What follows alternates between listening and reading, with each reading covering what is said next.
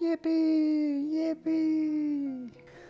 You know, whenever a game has built itself for like an expectation, it becomes more fleshed out what it's trying to be and what the audience expects from it. Whether it be an emotional story, fun gameplay, or all of these fucking markers on the map nowadays that you know you're gonna go do because if you don't, your brain's gonna call you a bitch. Your brain's gonna be like, yeah, don't you feel like a fucking loser because you didn't get all those little markers, you dumbass. Whenever a game franchise establishes itself on one thing, that's what the audience comes to expect. Doom 3 was taken critically because it's not the gameplay loop that people are used to, and it's no longer a head Doomslayer god being going around killing zombies and demons. It's now just a horror game. And there are many instances of this happening across many forms of media. I mean, look at Jason X. He's in space now, there's not camp, and he looks like a Power Ranger villain. They gotta assemble the Omnitrix to kill or some shit. And typically when this happens, the fan base is like, okay, well we started with this and now we're here. How the fuck did we get here? And then it kind of loses what made it special. I talked about this in my zombies video, and we're talking about zombies again today. I promise I don't have an obsession. Maybe I do. But at the same time, this decade was kind of riddled with zombie games, so I don't want to hear it, okay? This is my video. Fuck you. Resident Evil has gone through many ups and many downs. Starting as a horror game where you have to keep track of your ammo, do puzzles, and keep track of your health, really kind of mediate your resources to try and push the story further. However, it's kind of evolved as the years have gone by, sometimes for better and sometimes for drastically far worse. And one of the biggest instances of this is Resident Evil 6. I played RE6 whenever I was younger on the Xbox 360, and I only got about halfway through it after playing Leon and Chris's campaign. And upon playing the entire game, that was probably the smarter choice. I had no preconception of what the game was actually supposed to be about because I was so young, and that I just kind of took it for what it was, so I didn't have the fan expectation from it. I really don't give a damn. Rain or shine, you're going down. I was like going to Thanksgiving as a long-distance relative and not knowing a divorce was going on, was what it felt like. And now that I have a better understanding, I wanted to revisit it. And was it an experience? Now, you guys seem to like the longer videos. Thank you so much for the support on the zombie video. That meant a lot, and I like making them. It allows me to take a more thorough look on certain topics and put more passion into them. So if you guys like this one as well, please consider subscribing and liking. I also enslaved my friend Metal Gear Toaster to play through all of these with me, so go thank him in the comments. The Resident Evil 2 remake was actually my first entire Resident Evil solo experience. Yo, we got the 3 medallions. Let's go. Now let's get out of here. Please.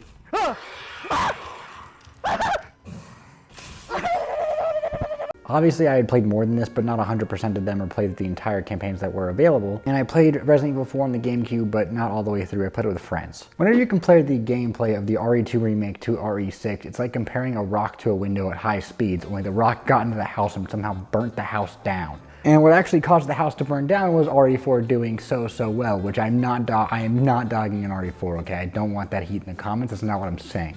Saying RE4 did so incredibly well, I mean, it's still doing well. All of you have heard of it, don't lie to me. That Capcom leaned into it so heavily, and that action-oriented gameplay kind of was at the forefront of Resident Evil for a little bit. RE4, however, still had some puzzles and some horror elements to it that kept it fresh, but also kind of tied to the original gameplay style. I mean, even just look at the evolution for 5, now you're playing as Chris Redfield, and holy shit, he is jacked. He probably took so much gear that is equivalent to half of my body weight, but he looks cool. Which makes sense because, well, you'll need to be able to punch a boulder, which he does. Still, there was definitely a transition from this gameplay to this gameplay, and I wanted to witness it firsthand, and the most egregious of the franchise is widely regarded as RE6. Which, holy shit, I don't know what I was expecting, but it was not this. RE6 has 4 different campaigns to choose from, okay? And the 4 campaigns consist of Leon, Chris's, Sherry's, and Ada's. We will be going through all of them because they're all so funny and have so much ridiculous shit that I cannot leave like one of them out. And it was just so out of left field the entire time. It makes you start with Leon's campaign at the very beginning as a tutorial, like before you can even get to the main menu, which is so weird to me. Like just let me get to the main menu first, holy shit. Also, it doesn't save if you quit the game at all while doing it. I hope this doesn't crash. This doesn't crash the game, and I'm going to tab back in. It's gonna work, and it's gonna work, and it's just gonna work, and it's gonna work, and it's gonna work. Please work! No! Are you on the phone? Are you talking about the phone? You're not getting off. Yeah, Aaron, you want to see the coolest QuickTime event ever? Yeah, look, you're not streaming. What? No! No! Camber, you have to alt tab and start streaming again and replay the whole section. I have to see your screen. You have to share. a keybind to just share. It'll work. It'll work. It'll work. It'll work. It'll work. It'll work. It'll work. It'll work. It'll work. It'll work. It'll work. Oh my God! It worked! Oh my goodness. Oh my god, it worked. Was that press V to grab her hand? Yes. Again, you were already holding? Yes. That's so badass. She's not doing too good. Zesty Needs medical walk! attention. Do you have any herbs left? A few, but I'm not sure they'll help. This is the most confusing fucking menu I've ever used, dude. Holy shit. Surely aiming speed is the right one, surely. Which game is this? What Evil 6? Looks like the evil residents, 6 have infested. I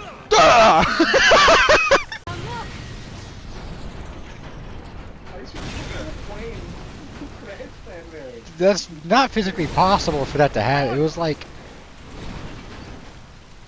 Oh no. Oh, don't worry. Don't worry. If you just encase yourself in What the hell? How big is that fucking explosion? Helicopter died. Yeah. He's my favorite. He's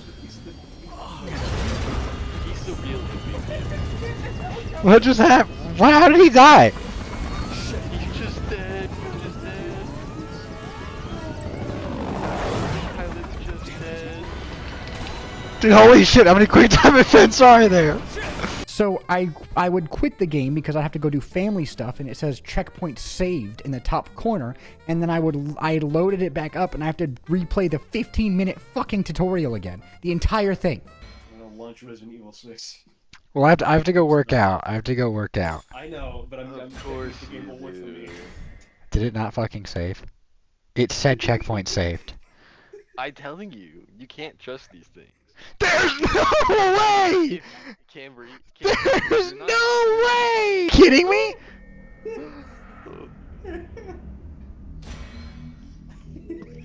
And the worst part is that the cutscenes aren't skippable because it thinks that it's introducing you to the game. So you have to watch it every time. I get it, all right? It's kind of my fault, but it did not leave a good taste in my mouth to begin with. Then, after this, then you get access to the main menu. You can't actually use the main menu until you complete the tutorial. Like, you don't get to fucking play the game. So my friend and I chose to do Leon's campaign first because he's Leon, but also he's the first in the descending orders of the campaign, which I assumed is how you're supposed to play them. The game opens with Leon killing the president, which is supposed to be a very, very, like, harsh, morally gray scene because Leon is this character we've known for years to do the right thing morally, and now it's his best friend, the president, he has to kill him, and it's morally gray. And it would be an impactful scene if it wasn't for the Xbox 360 mic quality coming through on the RE6 in-game chat. That made me lose my shit. Because the game's like funny. Holy shit! Oh my god! Oh my god! Oh my god!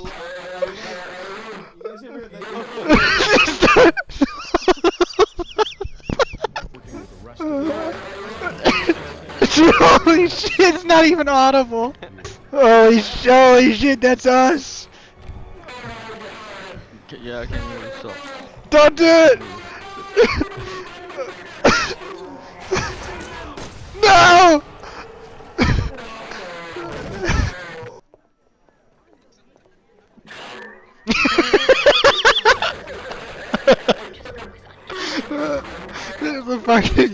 The mogging into the camera. After this, it's a spooky Resident Evil setup, where you're in this campus trying to find out what's going on, and you follow what seems to be a person, and it's really eerie, and there's lightning going on. You only see glimpses of them and then follow them through, and what finds out to be a random man looking for his daughter. At this point, it kind of gave me hope for the game, because I was like, okay, it's slowing it down a little bit, it's making it a little bit more atmospheric and not so in your face. The daughter's been hurt and she needs to get out of there immediately, so you help escort the dad and daughter into an elevator. She's definitely not infected with any kind of zombie virus or zombie adjacent type thing. Anyway, you escort them to the elevator and she eats them alive. And then Leon's partner, Helena Harper, executes her in the elevator. It's such a gruesome scene.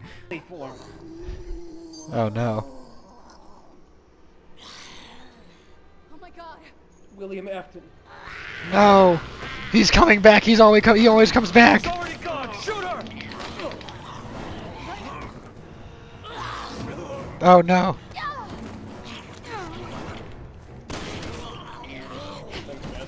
No problem, man, I got you.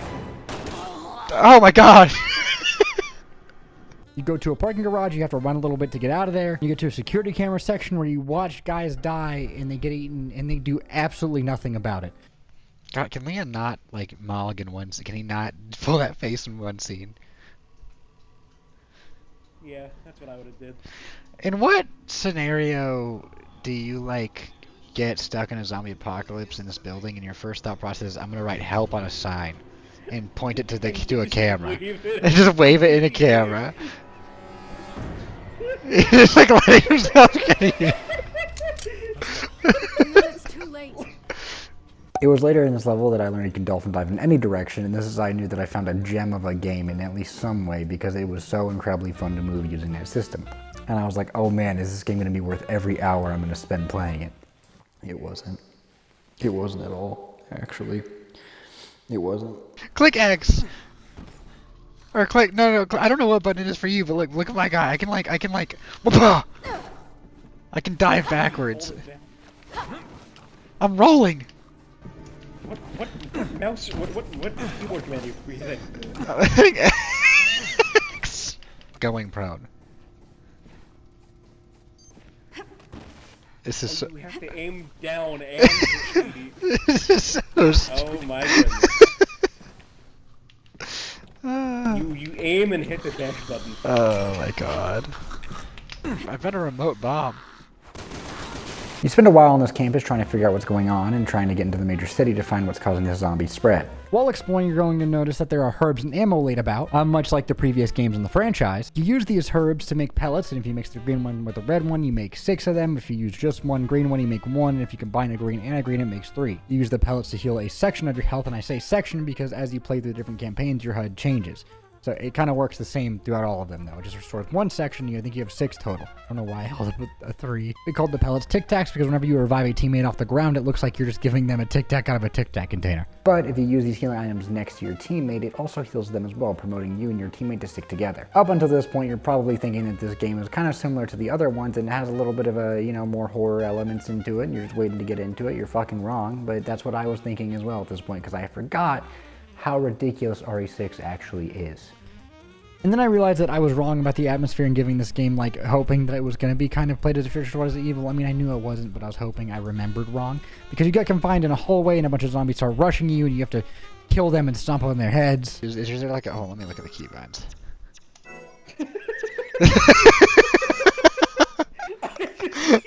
Pull out your phone. It's like you were searching his phone how to use green herbs. Yeah, I'm pulling up the WikiHow. Ah! Hey, this is worse than Brawl. This is worse than Brawl. What are we doing?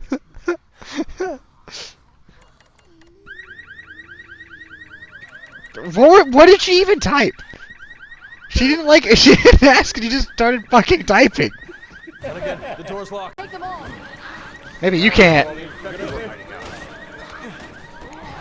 Maybe you can't take them all. There's skill points we're missing, but we gotta get out of there. Well, we gotta get out of there. Oh, I gotta shoot him.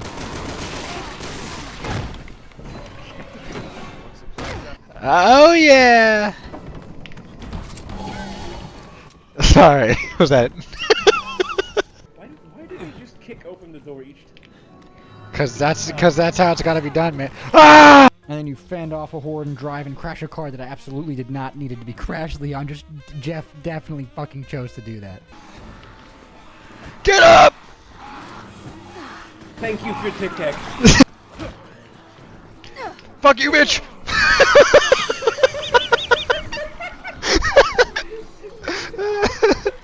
Damn it, no cheese.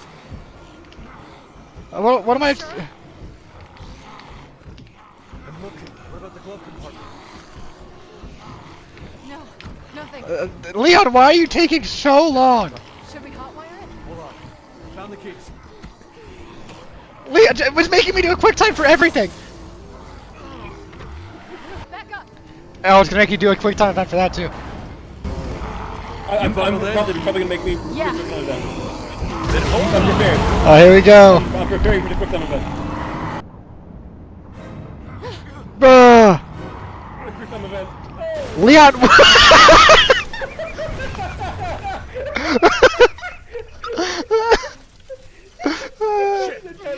Imagine the time it ends. Dude, Do that. there was no reason to swerve it. It was going straight. Lena, are you? And you almost get ran over by trains. or in my case, die to them once. Leon and Harper fight through the subway, making their way to the town, trying to escape. And at some point, I noticed this reporter on the TV. Wait, dude, look at how this fucking reporter's talking. It's just a PNG of his mouth's open, and it's like, and it's not even like synced up correctly because his nose is moving to the right a little bit. Hold on, I'm getting my phone. Give me a second. Hold on a second. I need that. Any question skills? So yeah, it looked odd. What's funny to me is this is the only thing that's like this in this game. Like this one TV just looks like this. While trying to escape the city, you run into some survivors held up in a gun shop that you hold with like it's COD Zombies. I promise this is not interlinked into the last video at all. Is she like supposed to die? That was the riskiest possible way to fucking do that. You could do that the entire time? Come on! What are we talking about? You could have done that shit the entire time. Oh my god, Leon, shut the hell up. You help escort them into a bus, and you watch a death scene that is supposed to be very like impactful and scary, and oh my god, but it's so fucking funny. Just the voice lines and the way they deliver them, oh my, it's so cheesy. Hey man, there.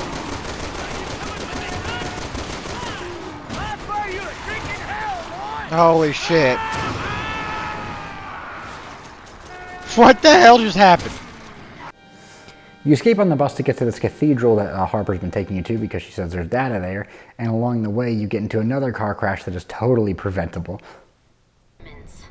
National Security Advisor. The important dude with a golden ring on his thumb. He's a bad guy. That's a bad guy. That's a fucking bad guy if I've ever seen one. Why would you not just go around?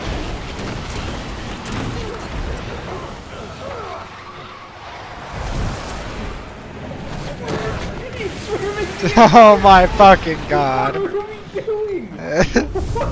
Which was unnecessary. You fucking ruined the entire thing. We would have gotten there. Get in. I'm trying. Like my guy took forever to reload. Brace yourself! Why is there another car? No, fuck you. You're joking.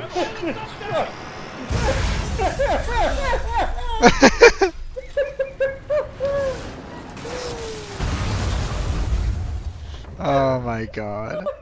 This is the point where I realized why this game was so heavily criticized, because there was not one moment in the entire gameplay so far that I was scared. The entire time it just felt like I was playing a Fast and Furious movie but with zombies. I felt like I was a G.I. Joe that was thrown between zombies, with the plot armor of One Punch Man. I will admit I was having so much fun, and I kind of liked it, but it was for the entirely wrong reasons. Like, the cutscenes of the game were so absurd that much like an actual car crash, you just have to see what happens. It's so strange that you want to see how it ends. It had been a long time since I immersed myself in this game, and there was no training program or education I could have had to prepare me for what was down the road through these 4 different campaigns that I committed to playing for some godforsaken reason. So many evil residents to confront. I had so many evil residents to confront in the next like 15 hours of my life. You get to a cathedral after the car crash, when you run through a graveyard and have to defend a horde, at which point this happens. That is the longest death animation I've ever seen. Oh, it's like the thing. It's like Resident Evil 1. Yeah. It's yeah. Clap. Do you see it? Yeah, clap. All jokes aside, this was actually a cool reference to the franchise's beginnings. You fight your way to the cathedral, you have to fend off a horde, you get in, you find survivors trying their very best to, well, survive. You see a puzzle area, at which point Leon's like, oh my god, we can fucking open this shit and get down there, there's something down there. Now, given Leon's proximity to survivors trying to survive, I want you to take a guess as to what happens to those survivors. What kind of effect does Leon tend to have on everyone he's around? So you do all the puzzles at this point, a staircase reveals itself, you open the door, and there's this really disgusting zombie that comes out, and he just starts killing everybody, and you have to kill him in time, otherwise he kills everyone. We didn't do that great of a job, but you know. Man, what is this? The man-made horrors beyond my comprehension.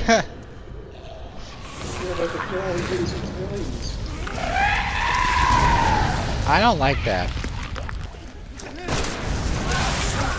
Oh, it's so gassy. It's so gassy. Are you okay?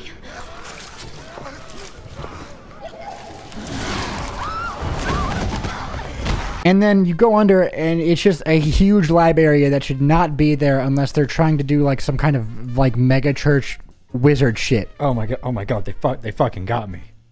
They got me. There's this door puzzle. You go deeper into the lab, and you see a VHS tape with the writing on it, "Happy Birthday, Ada Wong." You see this odd cocoon, and then it pops open, and a woman comes out of it, and oh my god, it's Ada Wong, and she's naked. Cover my eyes. I'm too young for this shit.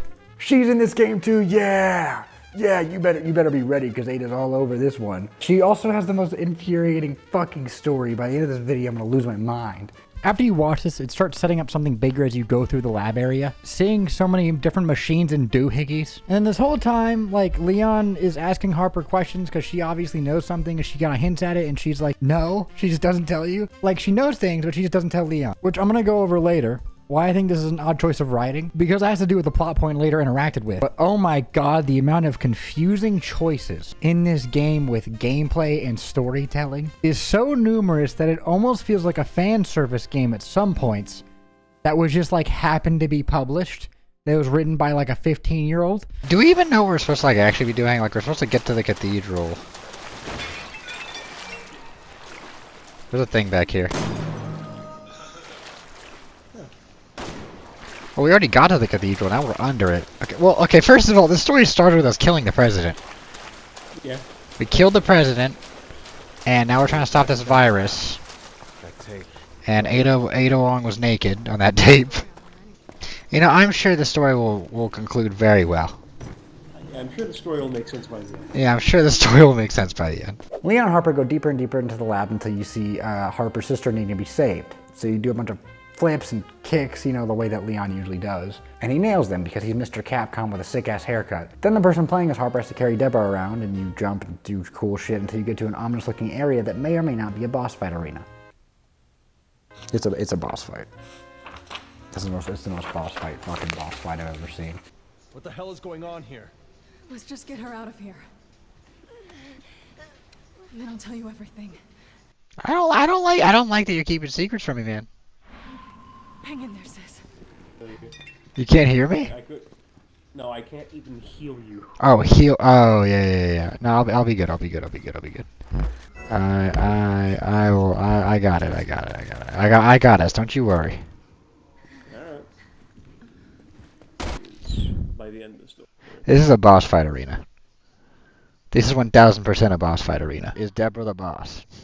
Oh, what's gonna happen here? Deborah starts tweaking and turns into a cocoon. And then get this, she bursts into flames, gets out, tries to reach for Helena, gets shot in the face by Ada because Ada's there now. And then her clothes are gone. So the boss fights a naked lady. Hell yeah. Ada, what the hell is going on here? It's complicated. Just give me an answer, man. You will receive no answers. Nothing is ever answered. Nothing ever happens. This isn't the Oh, actually, I don't like how she's moving. I don't like that. Deborah! How did I get down there? I don't know. I hit all of her weak spots.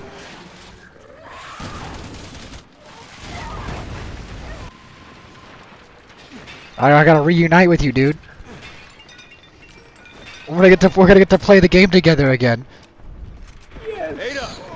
This boss fight's a pretty standard Resident Evil one. There's obvious weak points. However, at one point you get on a minecart, and that part's kind of interesting, where you just kind of lay in the minecart and then shoot the weak points a second time. You use the movement mechanics to dodge under, which the movement mechanics are so funny. I think. How do you? Oh. X. X. That's my fault. Did I just die?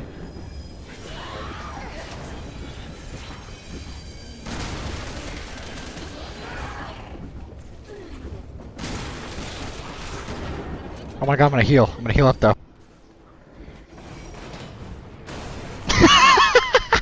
But eventually the cart goes off rails and crashes, and then Harper's in huge trouble, but so is Ada, and since Leon's the only free one available currently, you know he's going after Ada because that man cannot control himself around that woman. It's all you, man. I can't help you right now.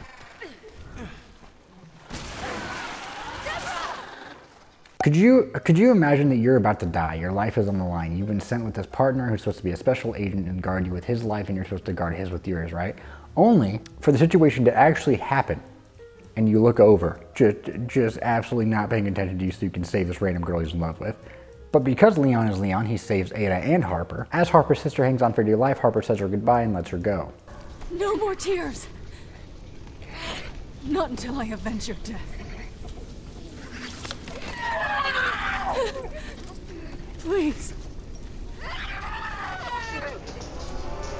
Forgive me. And then after Harper is like, oh yeah, you know Simmons, he's actually the one that did all this shit, and I helped him because he held my sister hostage. That would have been nice to know. What the fuck are you talking about? Because before this point, Leon's asking her like, hey, what's going on? Why are we here? And Harper does not expand upon any of it at all, and is like, I can't tell you yet. Fuck you, dude. That would have been really nice to know. Get through this. Oh my god, it is that guy. Yeah, it was the guy from, that was the guy from earlier. That was the Yeah, guy that's in the. I was like, that's the the guy in the center. your Secretary of Defense or whatever. I think that's him. Mr. John Defense, that's him. I helped Simmons breach the president's security. No. That sounds like Simmons, all right. Why the hell would he do all this? Long story. Oh, okay, cool. Yeah, it's not like I wanted to know anything. Yeah, I don't like this information to help us. We're up against the people. After this, you fight your way out of the catacombs from under the cathedral through spikes and blades and a little bit of puzzles. Good idea. Oh, yeah, I have to play the most Mario Party in my life. Go for it. I can hear you going crazy on the sticks. Oh my! Oh. Did you just kill me? I didn't know. I might have. I didn't know. I didn't know. Guess what? There's no crank here. I can't get down there. You have to shoot them. I'm not seeing anyone to shoot. They're killing me. I can't. I don't know. I don't know. I think I don't. I can't. I can't see any. Stop hitting me.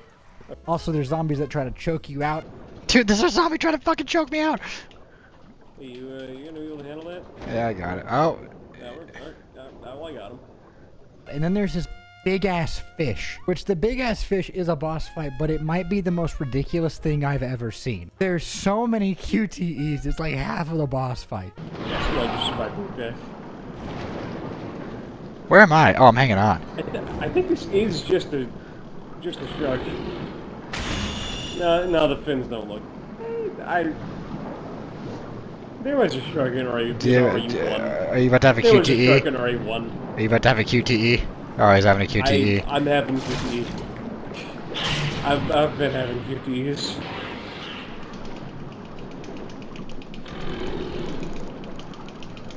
I feel like this game would be a whole lot more fun if I turned on the brightness. You really should do that, because I can see everything just fine. I think he's right behind you. I have my music all the way off, so I'm not hearing any music, and the screen's shaking. Shit! This motherfucker is the slowest swimmer I've ever seen. Look at this stupid fucking QTE. Watch this. Look, see how fast he's swimming? Watch this. It's coming! Watch this, man. Shit!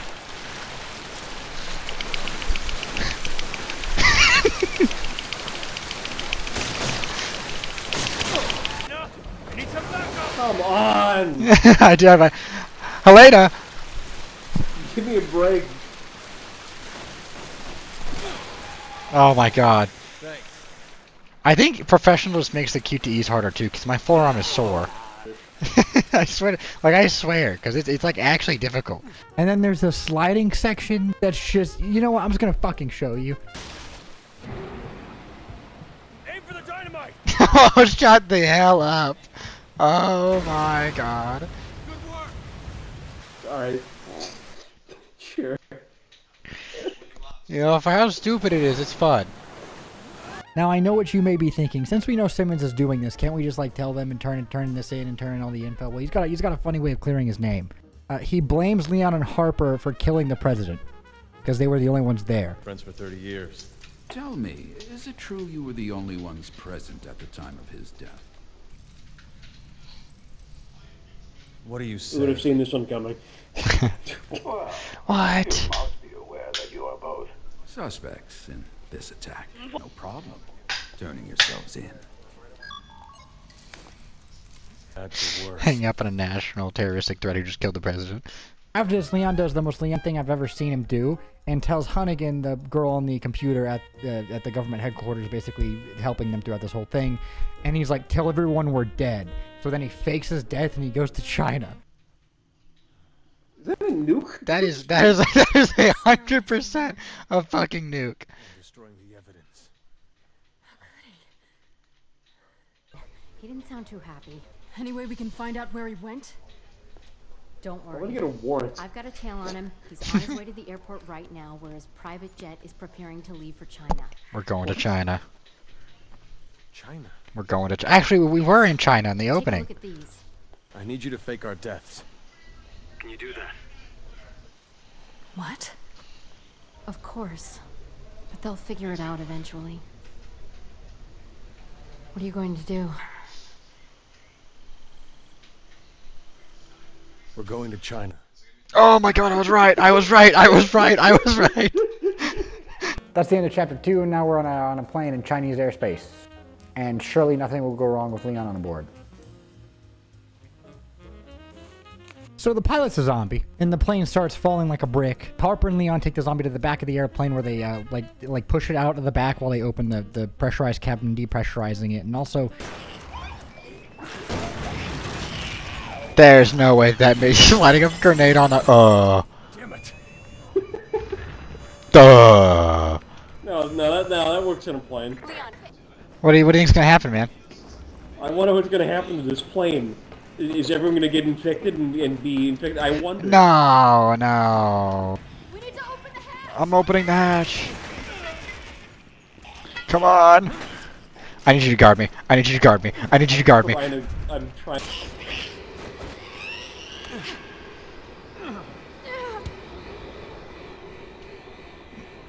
Hell yeah. Are you serious? Are you serious? It's just like I'm climbing back into an airplane. It's just, I feel it. I feel the wind on my face.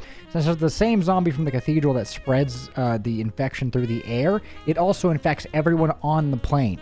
By the way. Hey, so everyone's. Someone's carry on. No, I'm sure they're fine. No. So everyone, so yeah, no, go up there. Everyone looks a little different. No, they're fine. No, don't tell me. No. They look a little different. You're kidding me. I think we have to do a couple more QTEs to get back to the main fucking cockpit.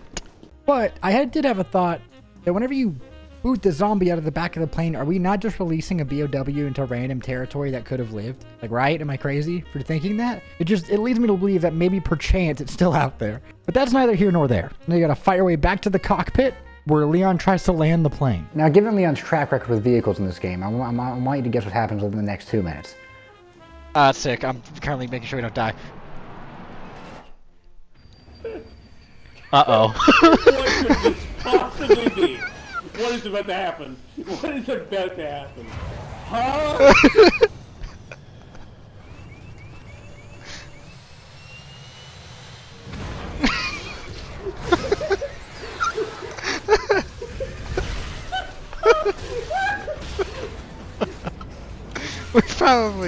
We probably just killed like 1,000 people. Yo, you can't park here. QTE, and then Leon crashes the plane. Almost immediately in the middle of Lanshang, probably killing so many people in the process. But you gotta crack a few eggs to make an omelet, right? After this, Leon and Harper find themselves just walking away from the wreck because they can in plot armor and fuck you. And then they run into Sherry and Jake, which is, they have their own campaign, which we'll get into later. But Jake's entire personality as a synopsis is that he's really cool and edgy. He's confident, but in a smug Sigma way. He doesn't trust anybody and puts himself first. Obviously, Jake and Sherry are surprised to see Leon because Leon and Harper are supposed to be dead. As if you could kill Leon. He's like the Luke Skywalker of Resident Evil. Wait a second. And gets out of that. Yeah. Free. The fact that we're crashing it into a train for some reason. Yeah. The fact that there were freight containers for some reason. Your orders were to avoid contact with anyone. Leon's not just anyone. That's Troy Baker. Troy Baker's Jake. I'm meeting Jake right now. In the middle of talking to them, a propeller gets thrown at them where Jake saves Sherry. And then Metal Gear Toaster and I had some theories about Jake and Sherry's campaign. I'll let you know for right in about 30 minutes. You don't need the wreckage of the plane? No. So what I'm assuming is happening is if you play Jake's campaign, you fight this guy multiple times.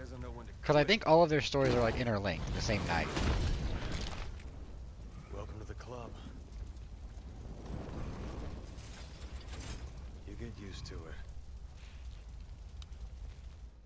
Badass. You go into this boss fight with this giant BOW, which is supposed to be this game's like Mr. X or Nemesis, but it's only in Jake and Sherry's campaign, really. So get this, like many other Resident Evil fights, you just run around and shoot them over and over again. Can you climb stuff? Ah!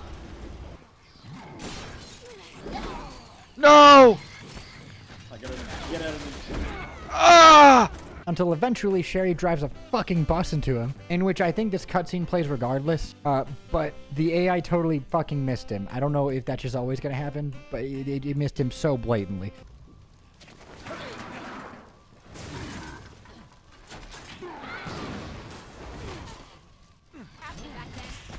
You're about to lose your shit, buddy. Oh, just you wait, buddy. I'm getting help.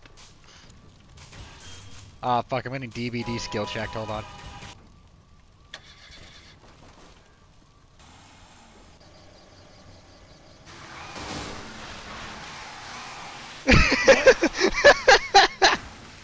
I think you just hit Jake, not the guy. I figured out at this point that this game had cross segments where through the majority of the campaign it was a duo player experience. However, there would be cross segments where you would be put into a lobby with 4 total players, much like this one where if I had the lobby open, we'd be playing with 2 other actual players playing as Jake and Sherry in their own campaign. So who knows, maybe we could have gotten someone else to play with us if I had opened the lobby, but I doubt it. Honestly, maybe. I don't know. Maybe I'm wrong. Afterwards, Jake and Sherry are like, hey, we're gonna go here, LeBron. I mean, Leon. Leon tries to say something back and then boom, there's an explosion. And then he makes a comment on Jake because Jake's kind of a dick. Jake's kind of a dick, he is. I agree with him on that. We're gonna head to the Wulong building over in Kuchang. That's where I'm meeting with. Because I know where that is. Listen, until we get there, I need you to. Are they gonna be alright? Let's just hope that Jake kid's as good as he thinks he is. Okay. So you do, and eventually you run into some zombies that look like those one freaky zombies from RE4 in like the later half. I hate those things. I missed the arcade. I missed the frog. No. Leon just.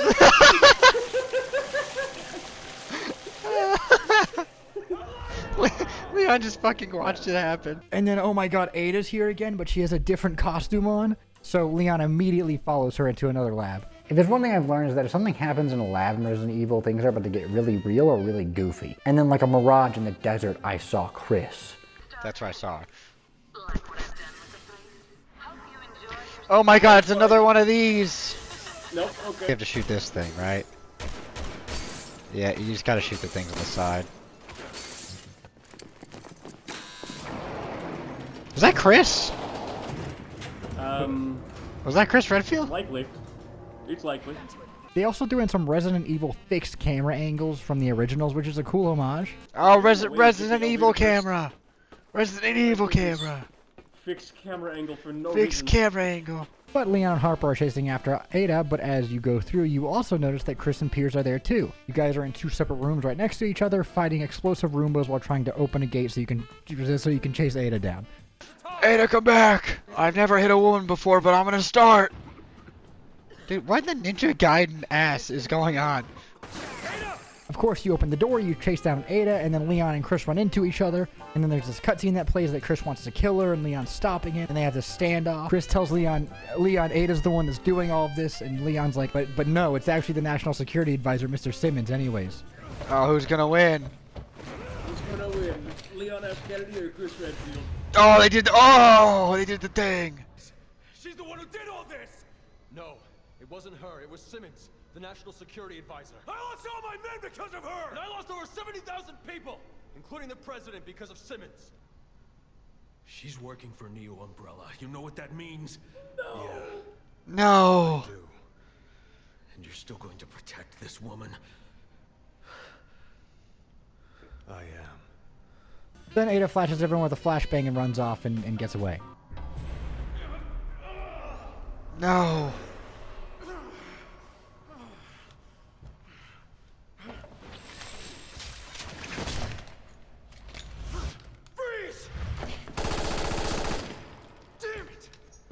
Of course, Leon's like, don't kill her. She's Ada. I love her.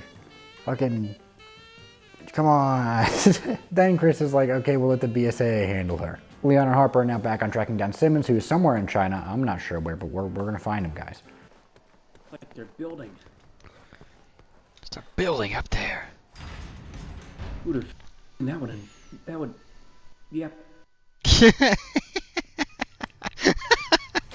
And then, oh my god, we found the guy. And he has a lot of goons surrounding him. Simmons basically says, guys, kill Leon and Harper. Fuck them. Jake and Sherry show up, and then Sherry says, Simmons, did you actually do all these things that Leon claims that you did? And then he just tells her yes. He's just like, yes, but it was for the benefit of the United States, which he never has to say that. He could have just lied. What? Are they running down the street screaming it to anyone who'll listen? Answer me!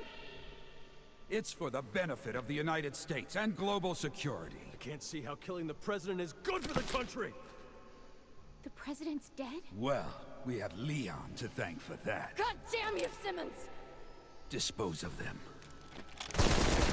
Oh no!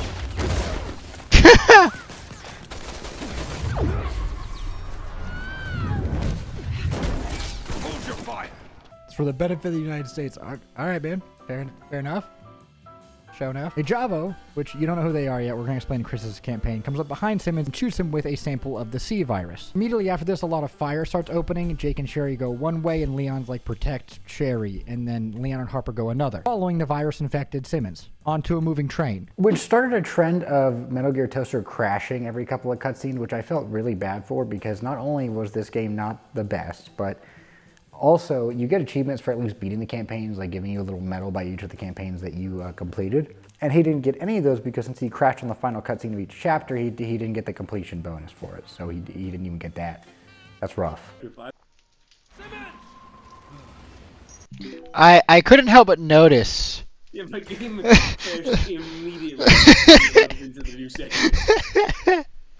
As soon as we started playing, I got the pop-up, MGT has left your game. I was like, huh, that's odd.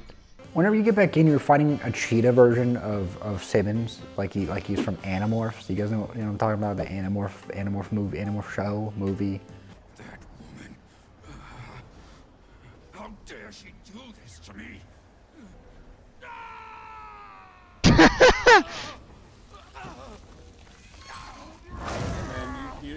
Hey man, you seem to be... You alright there, man? What the fuck is happening? This thing, I saw the Drake sprite ad. Why is he a Power Ranger? Also, instead of the objective saying beat Simmons or like beat mutated Simmons, it says beat mutated Derek, which is so funny to me for no reason. Following the virus-infected Simmons onto a moving train, which his full name is Derek Simmons, and I'm going to be referring to him as mutated Derek now because it's funny, because that's what the game calls him. So you fight mutated Derek. On this train, you go inside. There's a little bit of a fighting section inside there. I think he's stunned. You should hit him. Blah!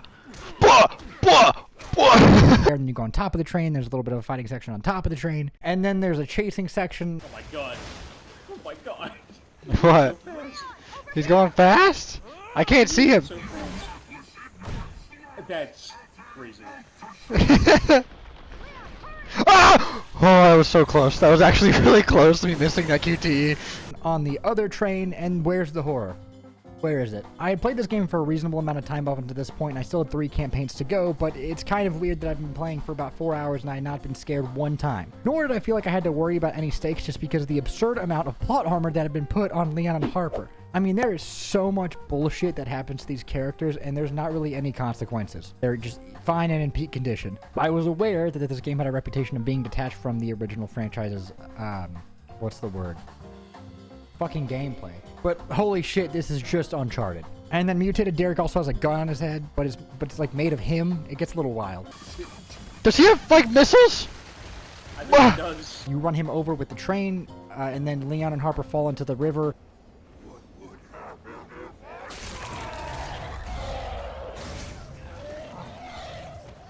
The world will be a better place. Nice one, Leon.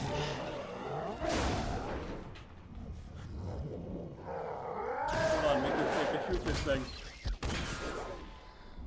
Are you for real? Are you for real?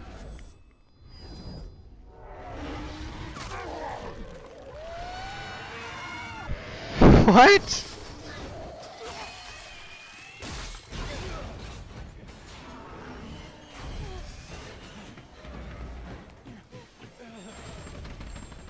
this really the NSA? That's what I thought. Oh. And then they swim to the nearest land point, and then they get on the land point, and then a gassy nuke hits the town. We swam that really fast. The train hadn't even sunk yet. We swam that shit so quickly. An undersea oil field? Files. The one she gave us. That's right. I like how we both immediately are like, undersea oil field? Uh-oh. What is that? Leon, where are you? Chris, we're just outside of Tachi. Why? Get the hell out of there! What? What?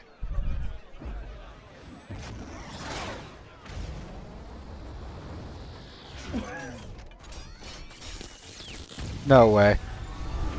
That's the virus. It's gonna turn everyone into zombies. The virus. It's so gassy. And then you tell Chris that Jake is Wesker's son. What? I need you to rescue 2 hostages from an underwater oil field. Agent Sherry Birkin and Jake Mueller. It's Albert Wesker's son. What? What? Wesker? Chris, he's got antibodies for the C virus. I got it. On my way. Good, thanks. Leon, wait. There's something I need to tell you. Leon, don't you worry. We're gonna let the BSAA handle it. We're gonna let the BSAA handle all of it. Ada Wong is dead. No! No! Oh, no. After this, you meet the only helpful NPC in the entire goddamn game, I swear to God. It's a random BSAA agent that like guides you through the town as the nuke is going off, shows you where to go, sacrifices some of his squad mates for you. Yeah, and then he looks... I forgot Ada Wong. And then he looks over at Elena, and Elena's like, "Are you okay?"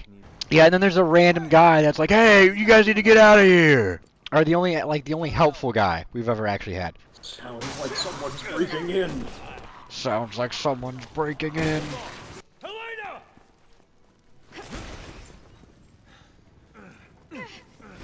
Don't look back! Just go! My goat. That's my goat right there. Get this man a goddamn medal for sacrificing himself for 2 fugitives who are terrorists who killed the president. Literally, they're thought to be terrorists at this point, I'm fairly certain. You get in a Humvee and drive through all of the gas. Oh my god, it's so gassy. You get to a gate, you open the gate, and it goes to the tutorial sequence that we played in the first part. Which is a little different because it was all ruse. This is not how the game actually is at this point. But the jet explosion is the same, which is so stupid. But also arguably my favorite part. Wait a minute, we get to see Helicopter Guy again. Yes! Yes! We get to watch him. We get to watch the Helicopter Guy again. We get to watch the explosion too, the one that's way too big. It's all my favorite parts of this game.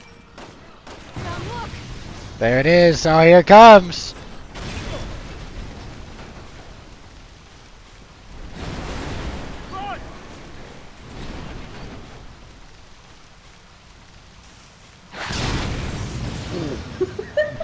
Run! Oh my god. Oh my god, holy shit. Like, how is it still going? Look, I'm telling you, it's the GTA explosion physics. There he is! On top of cars in this game. There he is! My goat. Like, there are many goats in this game, that guy's my goat. That guy, yeah, that guy's one of them. And we jump in the helicopter, and oh my god, the pilot's dead. Oh, I gotta pilot the helicopter again. I forgot. Yeah, I forgot that this happened. Leon pilots the helicopter, so.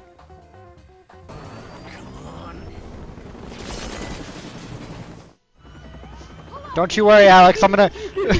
Alex, don't you worry. I'm gonna pilot this bitch to safety. Don't you worry. I got us. Look, I've flown enough WAC. You know, it's weird. It's the same thing. You know, it's weird. I feel like I've done this before. Like, I feel like I know how to handle this time. I'm a trained professional. I'm a trained professional in this specific scenario. Honestly, I'm gonna get my own QTE. Give me a second. Don't worry, I got a QTE at the same time.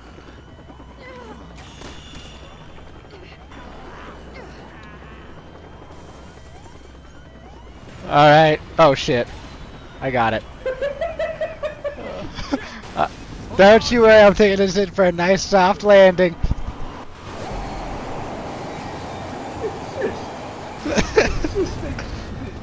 Whoever, like, choreographed, whatever the term is for these scenes, they were just doing whatever. They were just doing whatever. Whoever came up with the ideas for these scenes, they were just doing whatever. It's just fucking, it's crazy. I have a premonition, there's gonna be another quick event. It was 2 buttons that time. And then boom, QTE after QTE, Leon fucking wrecks it. But this part of the game, it's so stupid. But it's like Fast and Furious where it's still entertaining, but there's no substance there. Helicopter flies without sparing any QTE placements that could have been placed. It's like playing DBD, and that's not a compliment. You crash the helicopter, you land on this pane of glass, you walk towards a door after my teammate checked Twitter on his in-game phone for some reason.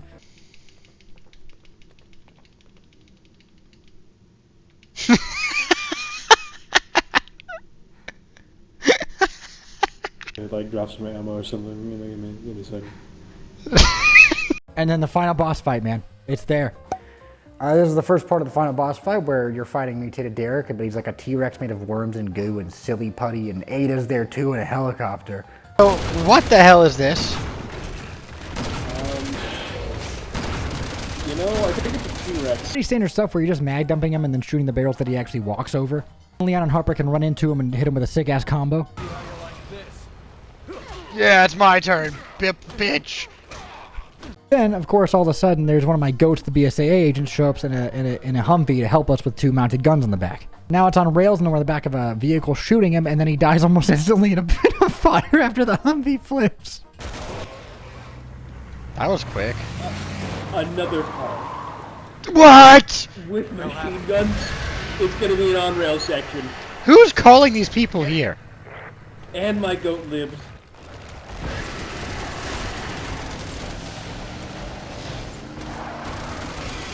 Ah!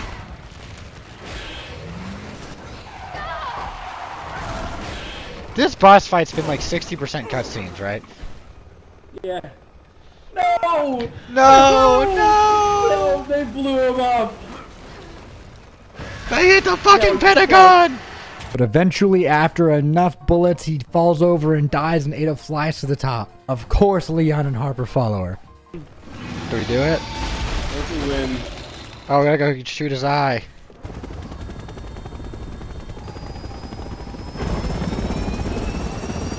I think we win. I think we win? I think we win. She's heading to the roof. They get in an elevator where Leon just begins looking out over this burning city and just fucking mogging. He's just like... Oh, the elevator still works. Your fight is aura forming as shit! Did you see the way he's standing? He's Just staring at the mirror, the buildings just floating around him. She's more than just a friend, isn't she? No. You have feelings for her. Nuh-uh. But the elevator section quickly becomes a gameplay section just consisting of QTEs, where you click left and right trigger over and over again. That's also a common thing in this game, is just clicking left and right trigger over and over again. Oh, that's not... Yeah, honestly, it's about what I expected.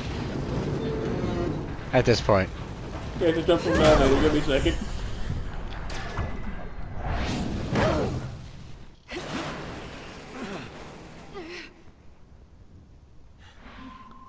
Wouldn't recommend looking down. What? Wasn't planning I accidentally hit the wrong button. Oh, okay. Oh, that's funny. That's funny. Time to climb properly.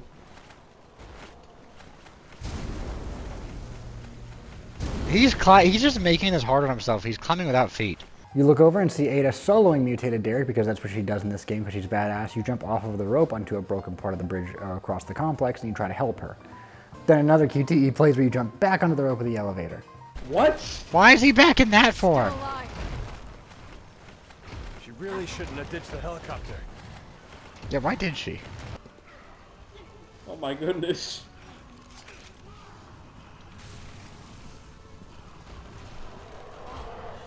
Man, I wish I was, like, playing the game. Oh, anyways. I guess we're back to playing the game. Oh no, we're doing this section again. Come on, Leon. Catch Okay. up.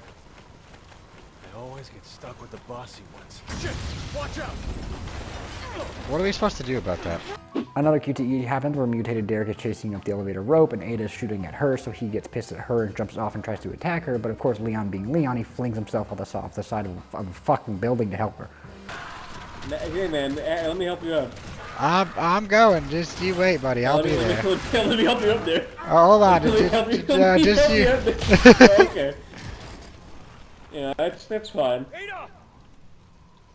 What are we... Elena, cover me. Okay. All right. No. I guess. I guess you're not helping me out. Hear me? I guess I'll just be in the building. Over to her and hold her and take some damage, and then she wakes up and they make a corny ass remark to each other. Ram, it's my fault.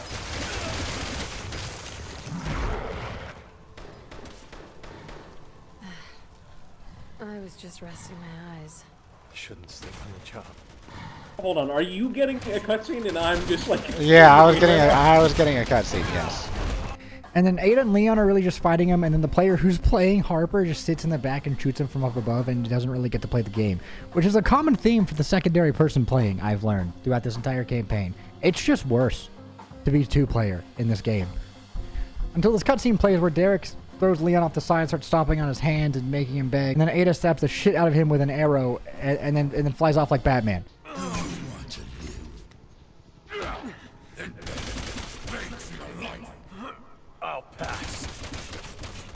I'll pass. Can't always get what you want, Simmons. Let's call this closure. You really should have moved on, Simmons. Epic one-liner by Ada. Ada and Leon stare at each other from across the way, and she's like, I left you a parting gift on the roof. It skips to the roof for about 2 seconds before Simmons is back. So that's rough, but to be honest, I didn't really think he was dead in the first place. He's transferring bodies.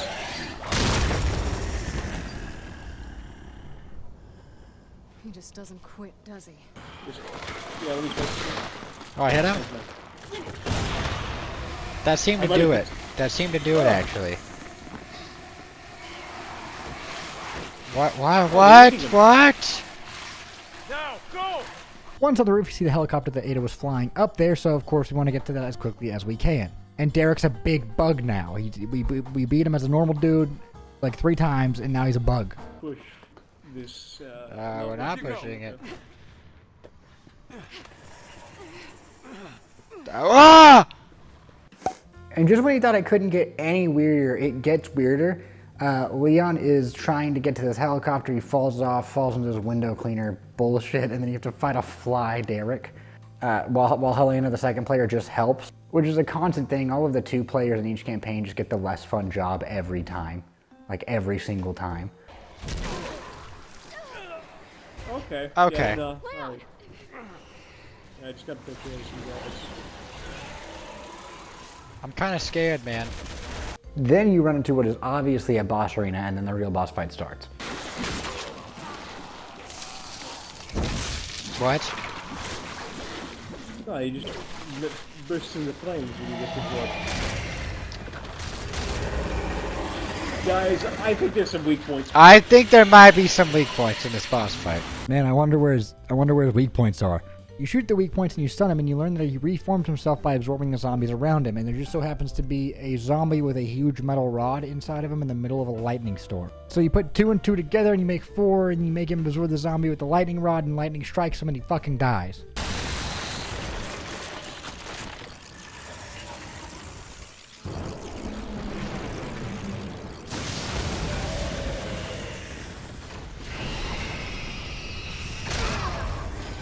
Not again.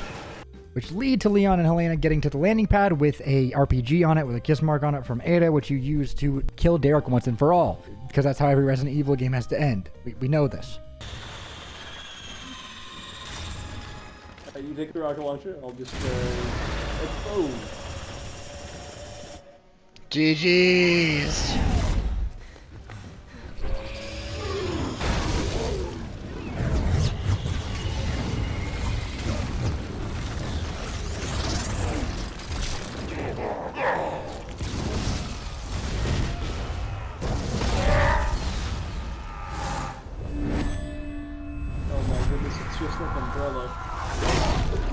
He just got umbrellaed, Alex. He falls down, he lands on a spike, and he bleeds red all over this umbrella symbol, making it the actual umbrella symbol, in which the end credits play, and then there's a cutscene after the credits in which Harper's leaning over her sister's grave, and she's like, oh my god, I'm ready to take responsibility now, and then Hunnigan's like, actually, no, you guys are cleared. You guys are all good.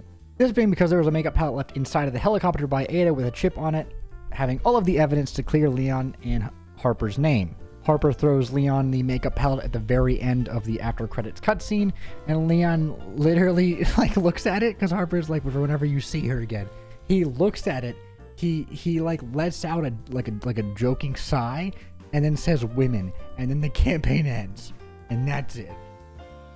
For the next time you see her.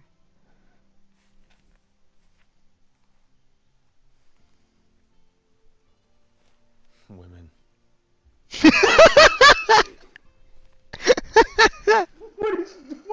Is that the end? Is that the end of the entire campaign? The end of the Leon campaign. Women. Women. That's crazy. That's crazy. That's the final line. The final line of dialogue, because they just go like, women. I'm gonna fucking lose. That's the end of the entire campaign. And the worst part is every campaign gets worse. I had fun playing it, okay? I didn't enjoy it the most because of the story. Story's not that great, but I did have fun playing it. But let's be real, this is not Resident Evil. It's like Uncharted mixed with 80s cheese, if we're being honest. And I realized that I had signed myself up for basically 15 more hours of this bullshit.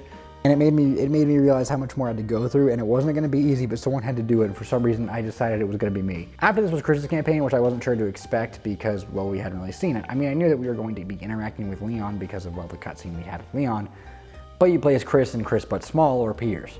So let's get started. Okay, this one opens up with Chris getting hammered by himself in Eastern Europe in a bar.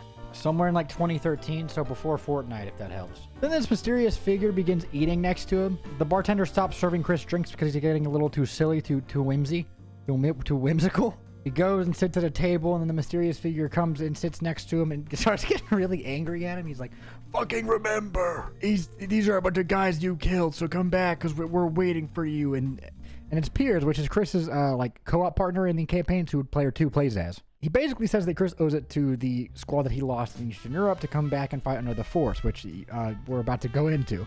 And then apparently everyone in this bar is also a BSAA operative. Thing about not having played RE5. This is, like, I don't know why Chris is doing What is about to happen? Are they all BSAA? Oh, they're all a part of it! Why was the bar sleeper agents? What? Now we're in China, but this time with a new UI and playing as Chris and Piers instead of Leon and Harper. A news reporter who needs to know the spill in the situation right fucking now is waiting for you outside of a door. Hopefully we get some new mechanics. No, I don't think good catch. I mean, it's just the action. It's just action. That's all it's gonna be. It's just the action. The Oh, no, we got- BSAA has arrived What on the scene. fuck? Excuse me, can I get a comment, please? What the fuck? There's like people dying in this news report. It's like, excuse me, we need your input right now. Not any other point. Could the BSAA please provide their Come on. And within 5 minutes, though, we knew this campaign was going to be more of the same, just like action. Narrative storytelling in this game has not been stellar. Oh my fucking god. Captain! Oh, quick time. We're back with the quick time events. Hey, I'm gonna need you to guard me. Chris, why are you moving so slow? They're firing guns at you. Just move a little bit quicker, man. Also, there's one key difference in the first like half of this campaign is that we were now playing on No Hope. For all of the other campaigns, we play on Professional, right? But for this one, because Professional felt kind of easy and totally doable, we wanted to really push ourselves and play No Hope, and that was a fucking mistake. This is gonna be... I really hope we didn't make a mistake by picking No Hope, because like we don't know how bad it actually is yet.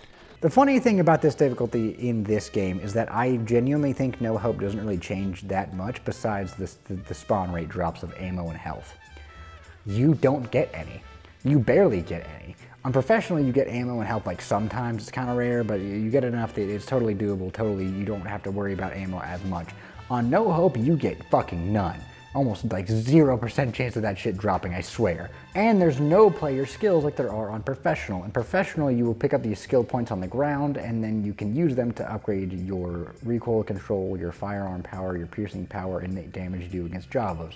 You don't know what Javos are, we're gonna get into that later. Besides that, though, a pretty minor thing that almost made my monitor get Leon'd.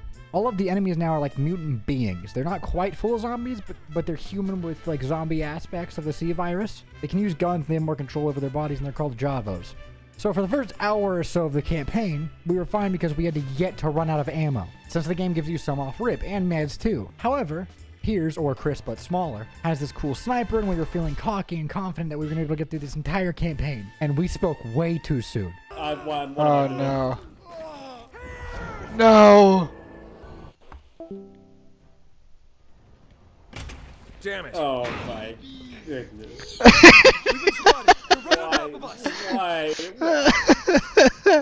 Why are we back? You fight through the city and across rooftops, and we began to really feel the effects of the hopelessness. It was rough. It took us like an hour to beat one section, just with melee and grenades. There's just so many.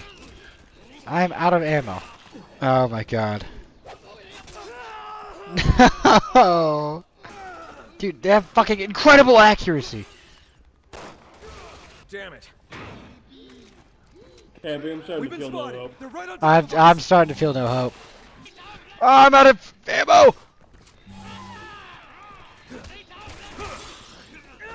After this, you go into a building to find hostages that need saving. Chris and Pierce save them, and they go through a funny elevator section. Oh hey man, what's up, man?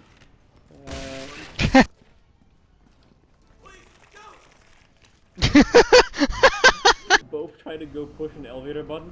I think they might have. Delta 1 to HQ. This is the stupidest.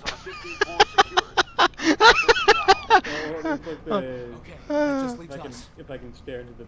Yep. I think if we do it in sync, we can get the elevator working again. I think this is how you meant to play the game, actually. Yeah. Is it in this corner? Where's the prop? Oh, there's the prop. I found the prop. Yeah, I found the prop. Then they almost get blown up by their own government, so that's cool. We're not gonna. Building are complete. Planes have been scrambled. We don't want to be here when We those will birds not show call up. them off. We will not. We must bomb this building. We have to bomb it right now. We have to. Guys, we cannot. We cannot. We cannot call this off. We have to bomb this building now. We don't care. We need to get rid of it. We don't care that our operatives are in there. We're going to fucking kill you if you don't get out of there. We are actually bombing it because Chris Redfield is in there. Bears! Oh, hold on, I gotta get some ammo. Okay, actually, you know what? I'm gonna check too. I guarantee you, there's not even a time limit on it. Oh my god! Captain! Come here! I'm on my way, Piers. Just give me a minute. I was gonna help you, but I thought it would be funnier to just stand there. Then Chris starts getting flashbacks and chapter 1 ends. And then boom, now we're in Eastern Europe. Mourning the loss of a soldier. Well, Finn is. Everyone else is locked in. That's Finn. Look it up, Finn. Sorry, sir. No one gets left behind. Not on my watch.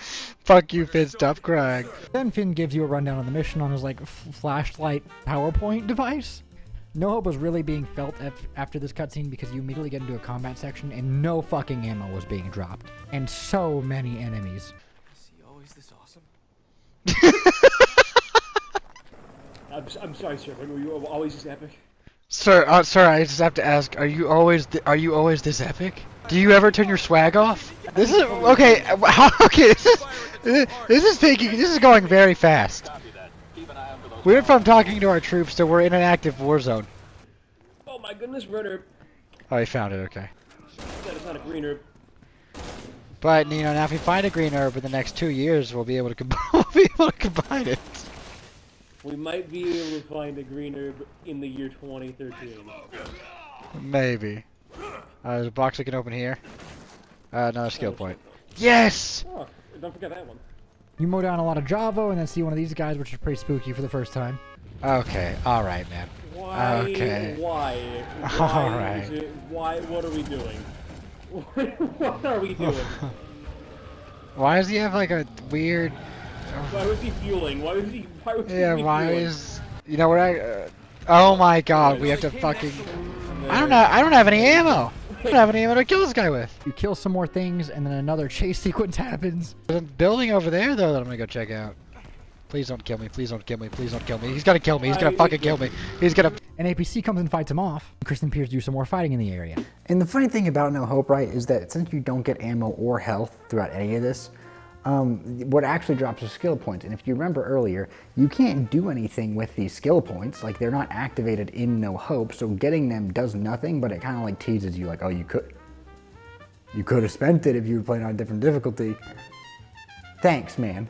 We trudged along until we got to the bridge section, and oh my fucking god, the bridge section on No Hope is so bad. Because we had no ammo, and we were also split up at this point, Chris goes on the bridge, and Piers has to run off and can guard him a little bit with a sniper rifle.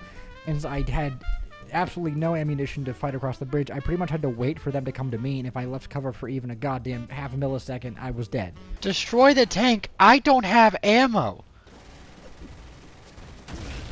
Oh my god, did I kill him? He didn't drop anything though, that is an issue. Oh my god, I see ammo. So where's the ammo in question? It's in the middle of the street, but I might be able to get it. No, no, no, no! Hey, I can't help but notice that you're, Whoa! Why am I getting bored? No, they just have to do that here. What is because this? I wanted to look up here. They have paratroopers? There's a guy behind you! Why do they have paratroopers? And then on top of that, after this was the AA section. The AA section is so fucking stupid. It plays a cutscene where Jake and Sherry meet up with Chris and Piers, and it's another 4-player co-op segment, or would be if I didn't have it offline, in which you have to disarm 3 AA guns. But there's also a big BOW hunting you down the entire time, and enemies do not stop spawning. And since you don't have any ammo, it's very easily to get overrun. And in getting the golden fucking ticket, which is an ammo drop, takes you, like, years, decades to get. Large bogey. Just have World War II surplus, I guess. Oh my god, what the fuck? What is that, dude?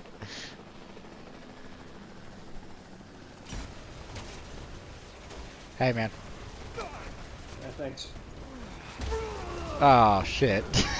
No, hold on. No, you're good. I'll take this. Thanks, man. Wait. Okay, I died. I have an idea. Oh my fucking god, dude. I climbed up the ladder and then I heard someone speak in tongues behind me and I got stabbed. He ran into a power line. Can I hit the clip? I'm hitting the clip! He's hitting it, but it's very tough to do. Oh my god! It's I got it.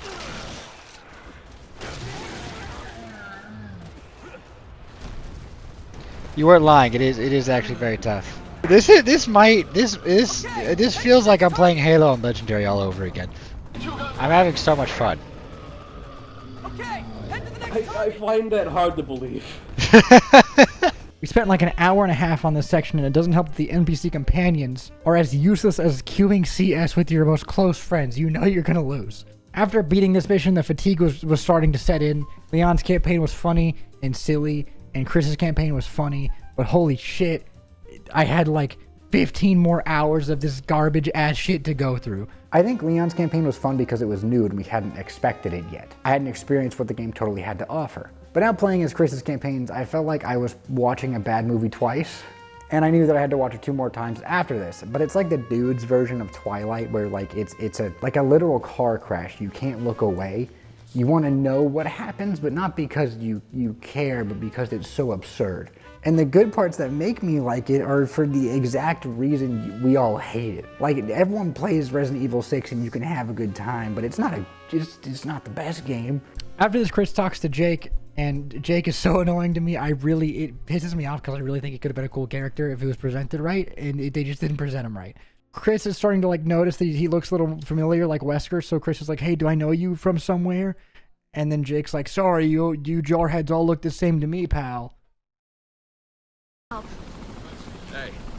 Hey! We met? No, you jarheads all look the same to me, pal. Sorry. You've got to be kidding me!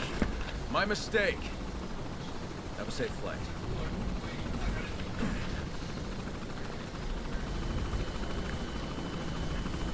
You push further into Eastern Europe to go to the City Hall. We're searching for the source of the C virus that's making all these Java we've had to kill. End of chapter 2. Please tell me that's the end of chapter 2. I already gave the pilot the coordinates. I don't think it was the end. I don't think it was the end. It wasn't the end. It wasn't the end. It wasn't the end. It was not the end. It was not the end. You know, one of these days I might be able to have a full magazine. That's pretty rare. It's pretty rare in these parts, man. Upon opening a door, you see Ada, but in different clothes, a costume change. This. Ada! Was that Ada? It looked like it. Ada, wait. Ada, wait. I'm not your boyfriend like Leon, but I'm kind of close. They're basically the same job. You obviously follow her because that's what every male does in this game for some godforsaken reason. You see zombies that have rock skin, and they kind of look like the race from Breath of the Wild to me. But on No Hope, they were a huge pain in the ass. And then you get to a room where Ada, but in a different costume, is waiting. You have a cutscene with her, and then you get escorting her back to the foyer of the City Hall. And of course, since we had no ammo or health, we were not looking forward to whatever we had to encounter. However, I did find an herb that boosted our morale slightly. Someone's tweaker. Someone's been tweaking in this room, Captain. Is it Ada? That's what the gorillas will call Yeah, it's Ada. Finn. You're in charge of keeping her safe. Oh no. Yes, sir. Oh no. Buster. Why are we Alex! Alex, come here! Alex, come here! Alex, come here! Is it green herb? Green herb? Green herb. Green herb? Oh my goodness, I could combine this and I'll have 6 Tic Tacs. I'll have a full health bar.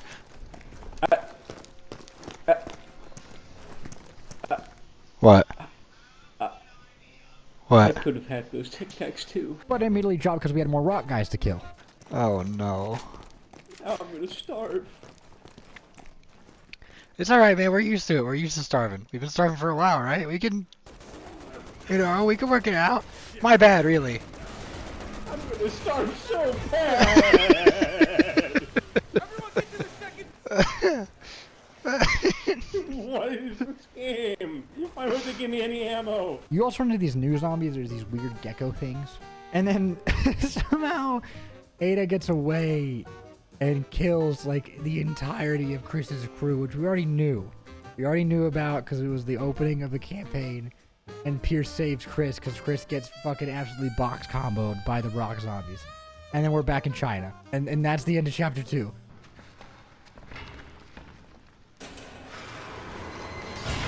Oh, Finn's dead.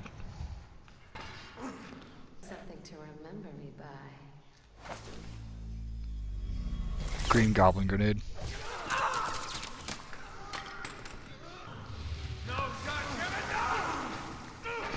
That was a very elaborate plan to do that. What? What? Why are they combusting? Got my hand! Got my hand! You'll be okay! Chris, what are you doing, man? Come on.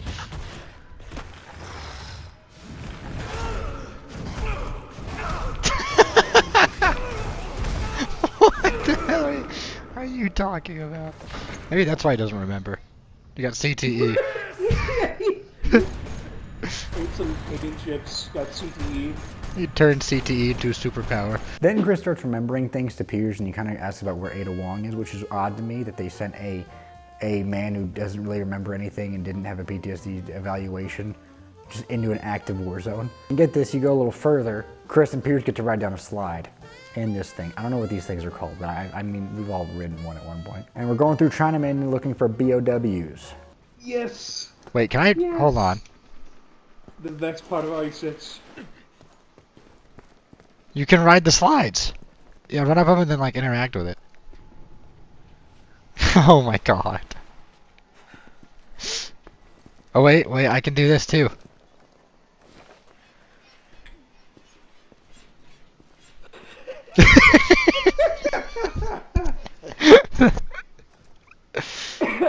Oh, he's posing. He's trying to aura farm while riding the panda. Yeah. But oh my god, as you progress through this part, you reach a section where Jake and Sherry are in this kind of courtyard area that they need help because they're getting overran. So Chris and Piers help them along with some of the BSA agents along with them. And we had to change the difficulty. There's no fucking way we were getting through that. There are Javo on the helicopter that you're supposed to shoot down that you can't really shoot, and there's Javo spawning in behind you, in front of you, and they're all mutated and having no ammo and only having to kill them with a knife. Got so infuriating that if there was a percent chance of me making this video, I had to change it. Make fun of me in the comments. I don't care. I do care. I do care a lot. Please be nice. Nice. Okay. Dude, the whole getting knocked down thing after being shot's really annoying.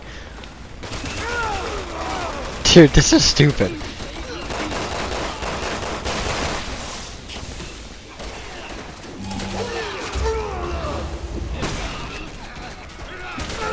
Dude, this. Oh my god. Oh my god. Oh my god. Go back up.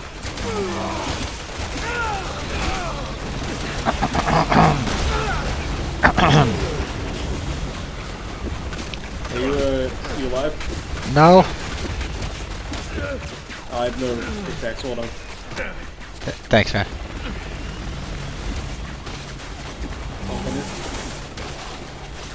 Did you get there? Yeah. Okay. Go for it is fine. Alright, I get it. Scold me in the comments. But after this, you can do a boss fight with a helicopter with grenade launchers. And breaking a box, and I cannot stress this enough, breaking a box and seeing ammo drop again, like seeing a physical ammo box hit the ground, and knowing that I had enough ammo for maybe 2 more enemies made me cry. Seeing it was like seeing water for the first time after not seeing it in the desert for 3 years. Alright, let's see if this is any easier. That's an armored chopper they I gotta get some ammo. I need some ammo. Maybe it'll actually drop this time. Oh my god, I got 2 ammo drops. That's not. Jake appears again in a cutscene looking up at Chris, and Chris is looking down at them, and they have like a mog-off thing. Piers is like, Chris, we have to do something because Jake has a patch on his arm that says he's working with Neo Umbrella, and Chris is like, no, we can't do that, we gotta do something else. Chris doesn't know because he's kind of hell-bent on killing BOWs and possibly Ada Wong whenever he finds her. But Neo Umbrella is after them, I shouldn't we? said our mission is to terminate the BOWs. Yeah, Piers. I'm going after that BOW. Ada's not getting away with this. Are we suddenly pursuing Ada? Yeah, I think Chris is going When on. did this happen? I think Chris is going on like a revenge mission now, and there's a mahjong table in here. Then a big invisible snake appears and starts killing Chris's men one by one. Because now Chris is so angry at Ada because he's remembering things from Eastern Europe and that she actually did kill all of his men that he's just rushing through and just trying to find and kill her. That's what the first 3 chapters of this campaign felt like.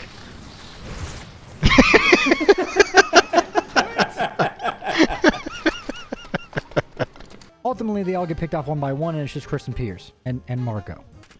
He's I hate snakes. I hate my men. Yeah. The misogyny is forming right now, though. You know, it's like it's. Damn it!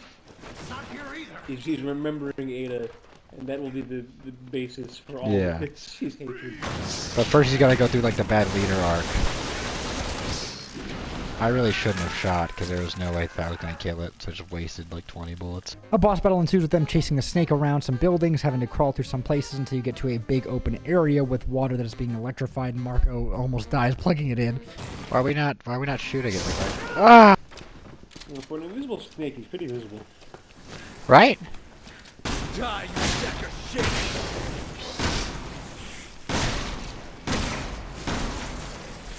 Ah, no! No! Did we save him? Oh, we saved him! Dude, this boss fight's still going. I think you can plug it back Power in. this thing up. I'm on it. Thanks, Marco. Thanks, Marco. Did he just die? Thanks, Marco. You wait for it to slither into this electrified puddle, you flip the switch, and you electrify it, and then it dies. Yes!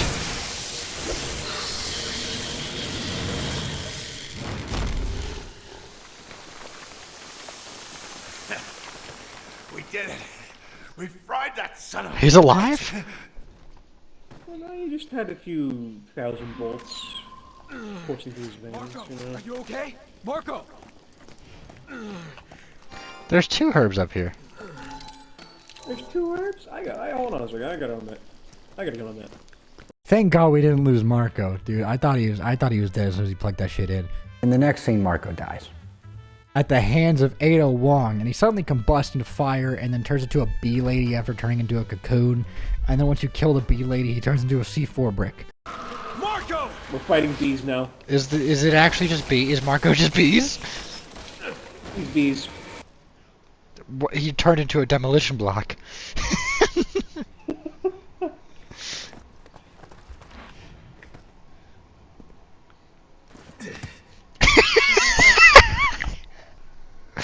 I'm so angry. Oh, my men that die. I'm such a bad commander. This is where the big climax of the tension between Chris and Piers kind of comes to fruition, and Piers is like, Commander, you need to calm down, you're being way too fucking careless. And then Chris is like, shut up. We'll see. Piers feels like Chris is losing the side of the mission due to Ada. And I mean, like, yeah. His entire crew is dead at this point. He's kind of lucky that Piers hasn't been like, hey, Captain, what the hell are you doing? This is ridiculous. It's resolved fairly This is gonna be the moment where they have a fight. Piers is gonna be like, Captain, we need to stop. Chris, we need to stay calm. Sorry for all the men that died believing in you. What happened to the legendary Chris Redfield, huh? What happened to you? It's a good thing Finn's not around to see you this way. Finn, no, not Finn. I'm going with you. Someone's got to keep an eye on you, whether you want them to or not. Man, that was resolved rather quickly. Yeah, that was like 2 minutes. If that was more like 45 seconds. Honestly. This is HQ. We've got the location for you. I hate you, but I'm still gonna watch over you. You fight across this river with a boss fight being this helicopter. You get chased by until you go to a floating restaurant. You kill the helicopter, but you also sink the restaurant and probably someone's entire life. We gotta keep going. We just got a whole day. We just have the whole day. We just have to hold A the entire way. I wasn't expecting you to obliterate that guy. This is HQ. Ada Wong has been spotted moving down the canal. I thought that's all he was gonna say, and I was gonna lose my shit. Yeah, I thought he was gonna say, this is HQ. That this is HQ. Thanks, man.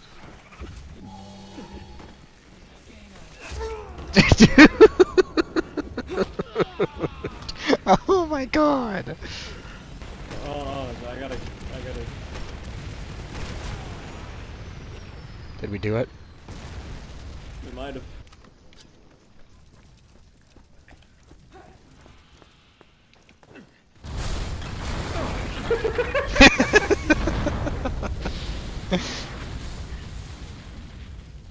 You know, that was someone's entire life, and we just sucked their entire restaurant.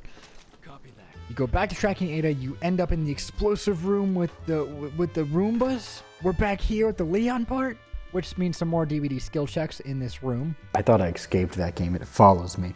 It follows me. That cutscene plays out of us trying to kill her, then Leon being like, no, bad, don't do that. And then Chris being like, all right, we'll let the BSAA handle it. All right, calm down.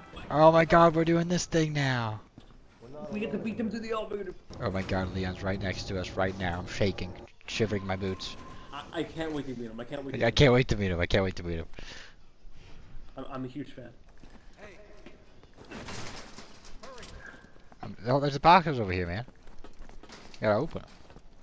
Well, we can't waste our time searching boxes. We're about to beat Leon S. Kennedy. We're gonna have to do the same exact gameplay mechanic. We're gonna have to shoot the Roombas and... Get out of the way! Her little bag of tricks isn't going to stop Dude. us. You gotta move. You have to move. I can't. I just got up. I just got up. I know you'll do the right thing.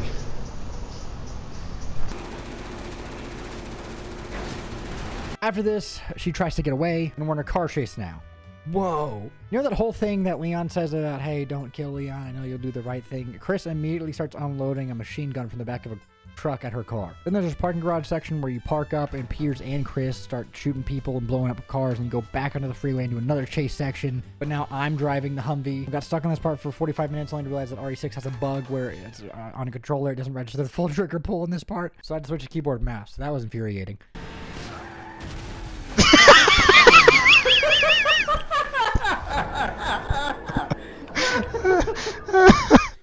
Alright, don't you worry, I'm catching your part too. We're gonna get it, we're gonna get it. Oh man, we're gonna get it. Do we... Dude! Dude!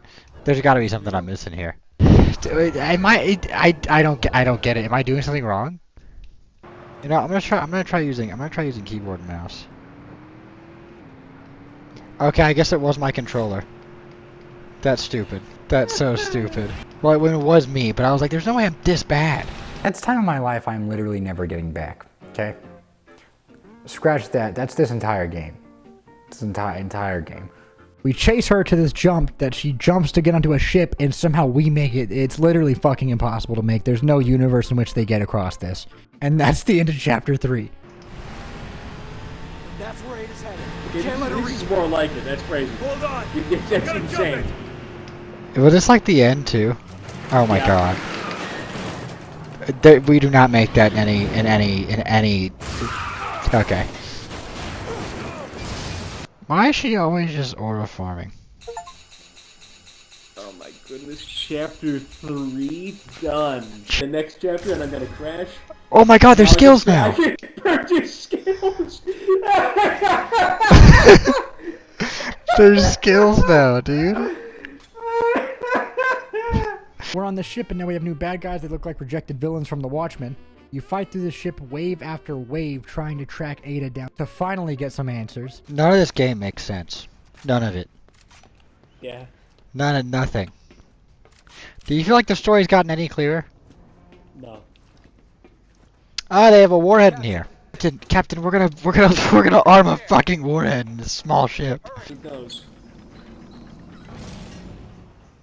Something pranked that soldier boy. You finally get to her, this cutscene plays where she's like talking all smug, and then she gets shot and fucking dies. And not like, oh, is she dead? You watch her hit the ground.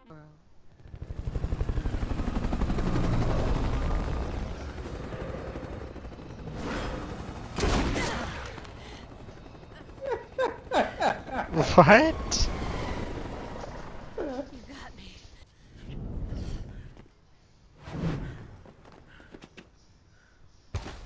Okay.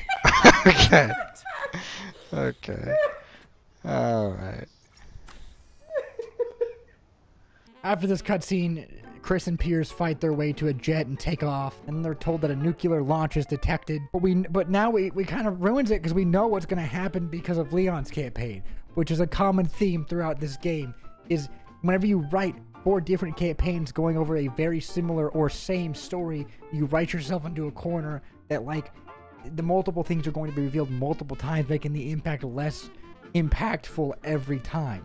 You take the jet, you shoot everything, which this part was actually kind of fun. I'm going to give credit where credit's due. The jet part was kind of fun. I always feel bad, though, because Metal Gear Toaster always got the more boring job. He had to do the most boring shit the whole time. It was almost unbearable. Wait until we get to Ada's campaign. Holy shit. Find the control unit and stop the launch. That was like a 50-foot drop. Oh, I'm just like guarding you, I guess.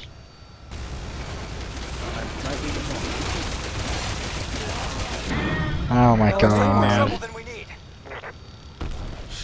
We were disabling the nuke while doing this, and then boom, a giant BOW spawns in, so you gotta kill it. We kill it, and then Peters jumps back into the helicopter like it's a battlefield montage, and just kidding, the nuke goes off anyway, but we knew that because we saw it in Leon's campaign.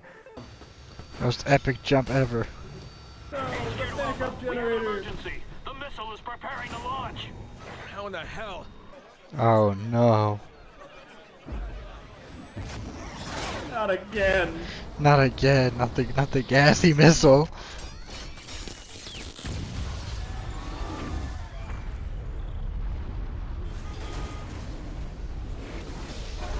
Not the gassy missile. The same cutscene plays out. Leon tells Chris and Piers that Jake and Sherry have been captured in an underwater oil field and they have to go there and get them. Well, because Jake has antibodies for the virus that's being spread, but also he's Wesker's son. What? What? What? Which you guys also seem to like these videos, these longer form ones, and I like making them because I can put more passion into them and, you know, put more effort into how they look. I know it's, you know, we're getting started, but I would like to expand and make these even better. So if you guys want to see more of these and have them be better quality, please hit that like and subscribe. And you know what, if we get to like 5,000 likes or 10,000, we'll do 5,000. If we can get to 5,000 likes, I'll host a poll and let you guys vote on what the next video should be later down the line, whether it be Resident Evil 7 or Resident Evil 8 or 9 Requiem, whenever it comes out, I'll have a poll out. If we get to 5K likes. Chapter 5 opens up with Chris and Piers going down underwater to go to the oil field and then having a monologue to each other. Dialogue, holy shit. Having a dialogue to each other where they're talking about how ironic it is that Chris is the one that killed Jake's father and now he needs to save his son, who's the only one that can save a world. Which I get the point of like explaining the, oh, that's crazy, but like it lessens the impact when it's spoon-fed to you a little bit. The Watchmen villain are back with some bumps in the road where Chris and Piers get separated, and then they get reunited, and then there's some more fighting to get to Jake and Sherry. I would help you, but thankfully, to the way this game is designed, I physically cannot interact with your section of the game. Yo, what's going on, man? I'm back up here. Oh, my bad. My. Is that what it's like? That's what it's like, man. There's a holdout timed section where you gotta hold a certain area for like 5 minutes while you're waiting for this door to connect to another pressurized part of the underwater oil field, which was kind of neat, but I didn't really care. Okay. Oh, shit. What is going on? Alex, get up! Get up! Can you get through to HQ? I'm getting beezed. I'm getting beezed. I'm getting beezed. I'm getting beezed. And then it opens and you meet Jake and Sherry. But I'm the one that killed him. Just gas him up. Chris and Jake have this cutscene that is so corny. Okay, I'm all for cheese and like over the top dumb dialogue, but this shit made me cringe. Better put a leash on that puppy. This is between me and him. Jake, please stop. Put a bullet Just in your put head. your gun down. Drop your Don't weapon. do this!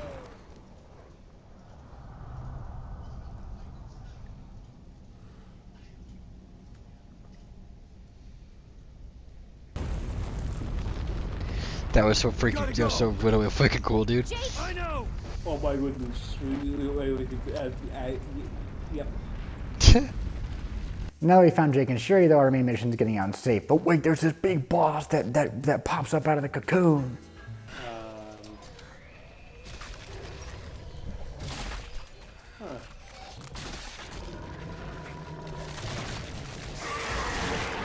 Okay. What is that?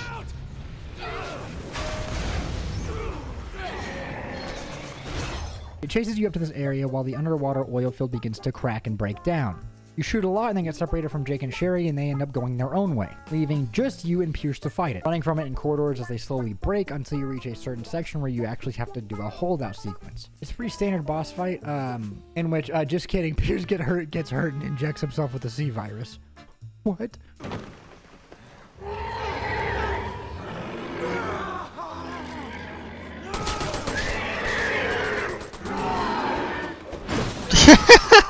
Uh-oh. I think this is morphine. I think this is just morphine. I think I'll just... Yeah, this is just morphine. Yeah, it's just... Yeah.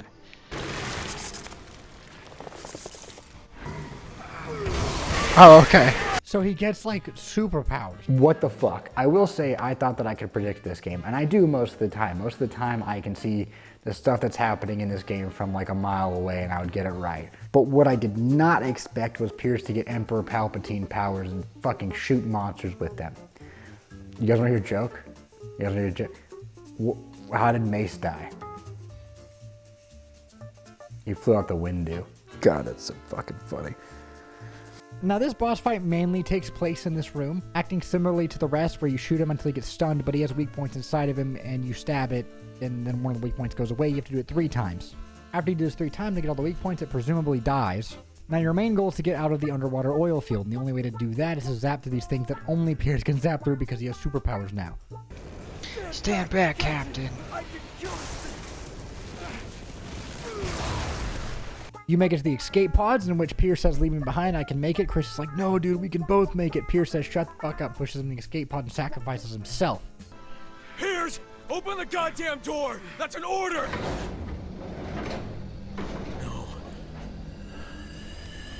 After which, Chris is rising up to the surface of the ocean in the escape pod, and the big bad thing is still alive and tries to get Chris, and then Pierce zaps it, does a final Kamehameha and blows him up. Pierce is gonna save him or something.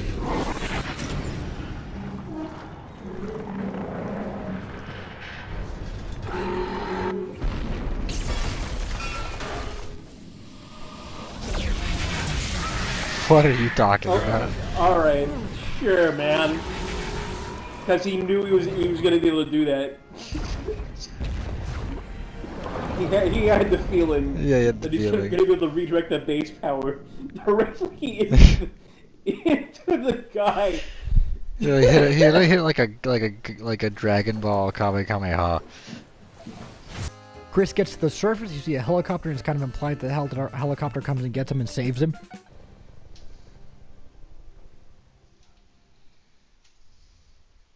That's it? Like, that's the entire... Cutscene! That's like... Like, that we literally don't get anything else besides that? Maybe the epilogue was after the credits? Hold on. But there's an after credit scene, which I did not see because my game crashed, and so did Metal Gear Toaster, so we had to watch it on YouTube. Here's a live reaction to it. I remember this cutscene. I remember this cutscene. Oh no! We've received new orders. All right. Better get to it then. Yes, sir. I remember this cutscene. It's so stupid. It's just... Is that it? Is he just gonna walk out the bar and then it ends? He just walks out the bar every mistake, and then nothing. Oh my god! Fuck you! And No, don't show Resident. Don't show Next the time we emblem. see him, he's murdering an innocent family. I get it, alright, but Chris kind of got every single person in his crew killed. He's back, and we have Pierce to thank for that. It took a noble sacrifice and a good soldier for him to realize why he does what he does, which that's cool, it's whatever. But he didn't remember half of what was going on and also killed the previous Special Forces team before this one that led him to go into that state. And now he's back at the same place, but he's just like fine this time. That's not checking out to me, okay? Imagine you were deployed to Lanchiang, to this BOW war site. You heard that your commander is Chris Redfield. You're so excited to finally get to meet this guy and work with him, and you've heard so much about him. And you go talk to him, and he's just like, "Where are we? what happened last year. After this, I completely got why the fan base had a lot of negative opinions on this game. It's so different from the roots of the franchise. The story isn't that great. The only redeeming qualities come from the extreme scenarios and the campaign that even like they shouldn't be there. I'm so glad that they went the route that they did with RE7, as the chains of tension are being pulled the entire time that game, like, you know, keeping you wanting to actually fucking play it. And you're not just kind of waiting for the game to end. And Piers dying is something I kind of saw from a mile away. I just didn't expect it to happen in the way that it did, because everyone else in Chris's crew also died.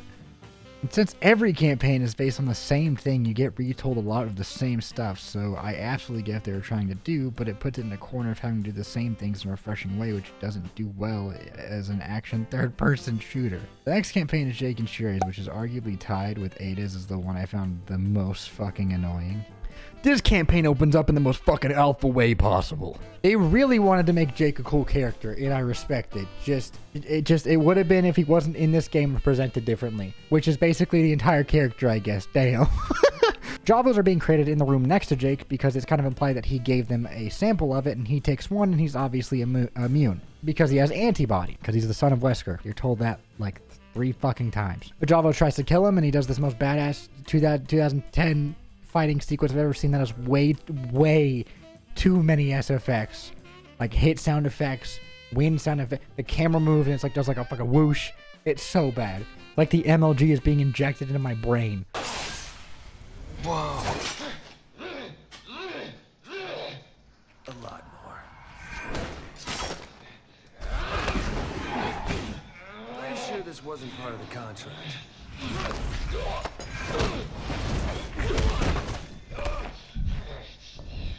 But I am willing to renegotiate.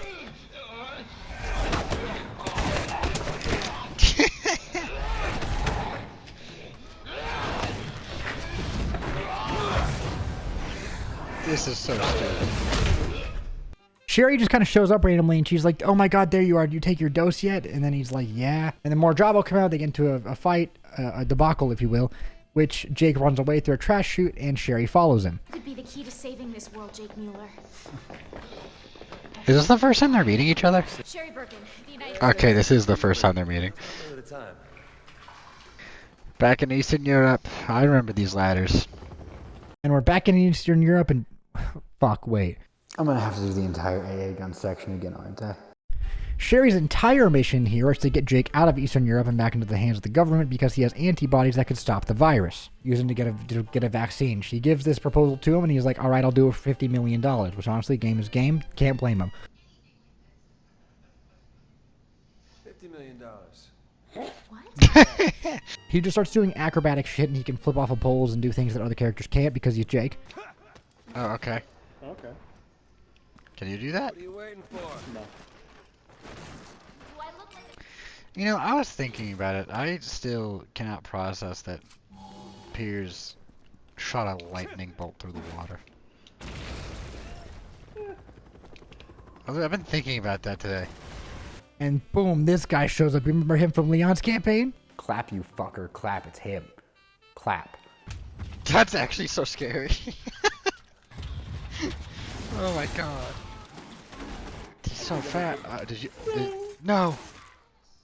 Oh. Oh damn. This is yet another chase sequence in this game. What do I do here? There's always something with women. And then you go into this warehouse. I make a prediction that might or might not be true. Over under, he drops through the ceiling and front. And Oprah has it. I like his side. Oh shit. Another mini boss fight occurs with Ustanok. That's his name, by the way, is Ustanok. Hold on. Hey. Oh my god. Oh my god.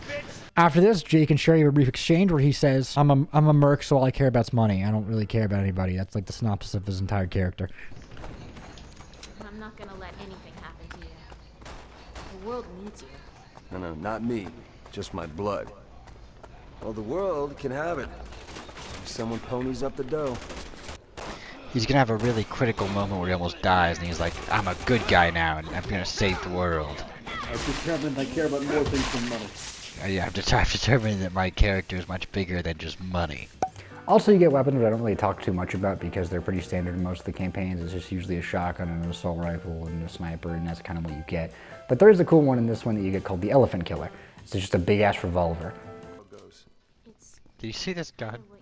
Did you get the Elephant Killer too? The big-ass revolver? This thing is ridiculous. And then the fucking AA section happens again. Like I have to do it all over again, and there's no difference. It's the same level with the same set design, with the same objective, with the same cutscene.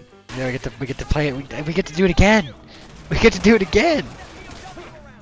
Guess what? I'm about to hit a clip.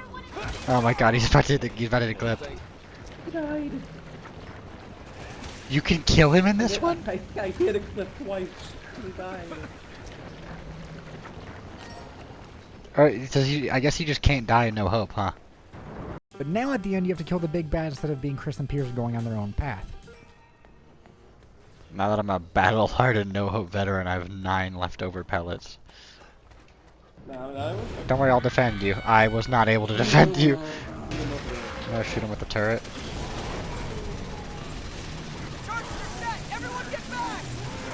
No, the scripted event's just gonna kill him. Unless. All anti-aircraft guns have been silenced. Nice work, Al. You get into a helicopter cutscene with Jake and Sherry, where Sherry contacts the government, and she's like, "Hey, Jake's requesting 50 million. Mueller is his last name. Jake Mueller is requesting Mr. Mueller is requesting compensation. Fucking whatever. I don't give a shit." But while in the helicopter, Yusinok is back and latches onto the side of it, and now we're fighting him in the air, where I make yet another prediction that might or might not be true. By the way, the guy that you're all chummy with back there. You mean Chris? That's the one. What about him? Forget it. Alright, man. Oh, are we just playing now? Is our helicopter? Are we about to have a fight in the... What are we about to... What are we gonna do? Oh my god, it's this guy. We're gonna have to jump helicopters, by the way. If you look, there's another really conveniently placed helicopter across from us. Oh, really? Shut up. Oh no, Shut up. He gets thrown by the explosion. Oh, he's gonna jump to the next one. Take away his option. Shoot the choppers down. We're shooting our own choppers down now?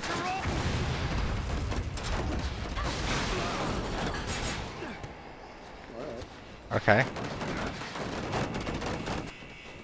Oh my god.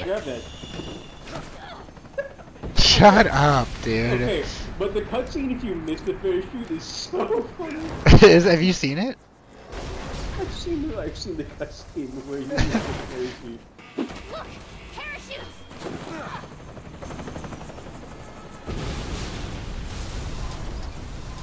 But in true RE6 fashion, all of the helicopters go down, literally every single one. That's the end of chapter 1, and this campaign is shorter than Chris and Leon's. Each campaign after Chris's kind of gets shorter and shorter. I was starting to feel the game's budget slow down and get lower and lower as we went through each one. Leon's definitely had more QTEs and more care put in for the Uncharted parts that were like supposed to be crazy. The last two just kind of felt like a generic third-person shooter. But I really can't tell if that's strictly because the budget was lower or because, well, I just was used to it at this point. Still, unequivocally though, not the Resident Evil feeling at all. Jake and Sherry are now in the snow, and Sherry has a piece of metal in her, and she's wounded. She tells Jake to pull it out, and Jake's like, "I don't think that's a good idea." Sherry says, "Do it," you do it, and she has superpowers, and she heals almost instantly.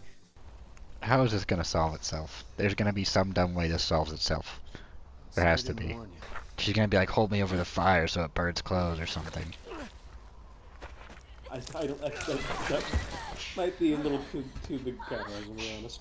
Yeah. Oh my god. She got these powers from RE2 after she was injected with the G virus, and she was cured shortly after from Claire, but still has like remaining side effects from it, I believe. I think that's how that happened. If it's not, I'm sorry. But from what I researched. Now we're straight in the middle of the cold trying to survive. But in the helicopter crash, Sherry lost all the data chips on Jake's blood samples and how to make the vaccine, so we have to go get all 3 of those now. And you pretty much just walk around the area and pick him up. However, there's this one ice part that you will slip and fall on, and it is so fucking annoying. I can't see. I can't see.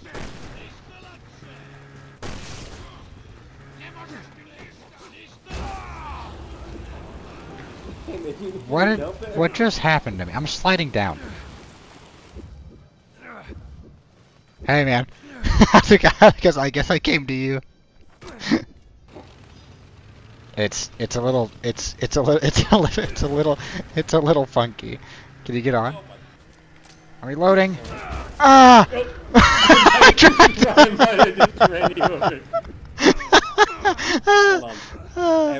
I dodged into it.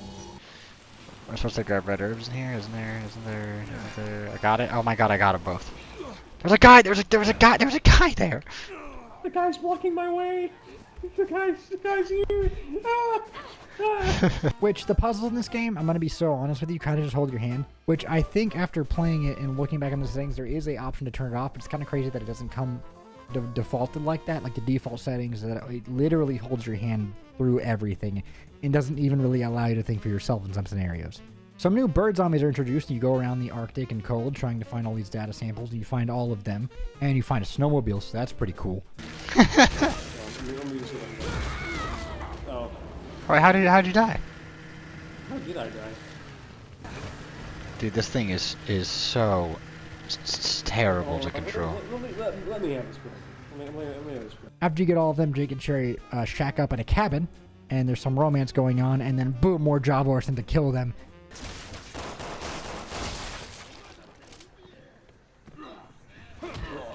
Yeah, I like to see enemies. Yeah, I like whenever it makes me look a certain direction. After this, you basically do the mission from Modern Warfare with the snowmobiles, which holy shit, we died so many times because it's so confusing on where you're actually supposed to path and go to. Yeah, like we got here from crashing that helicopter. I wonder when that guy's gonna. He's gotta pop up somewhere. Dude, this section's fucking stupid. Dude. What?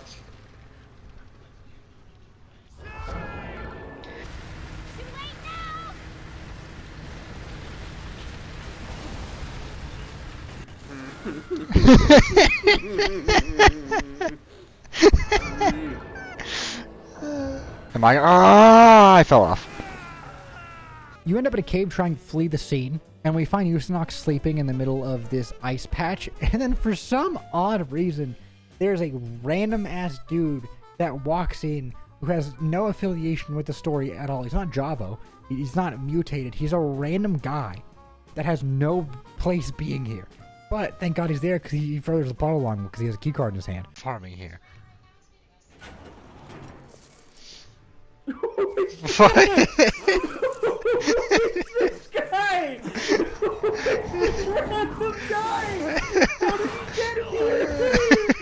Why is he here? Why do you have his credit card? Why is he in normal clothes?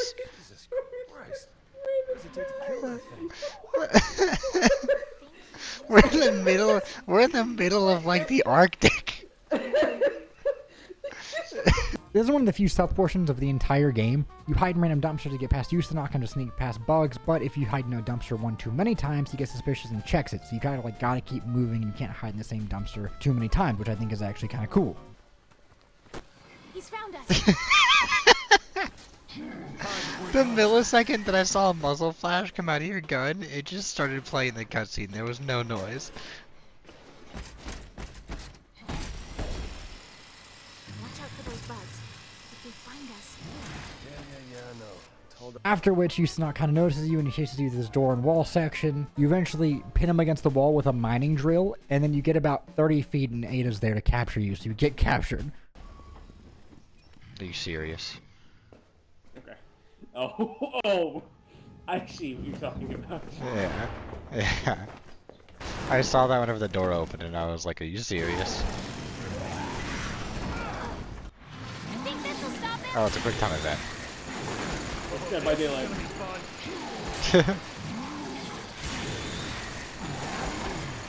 so tough now, are you?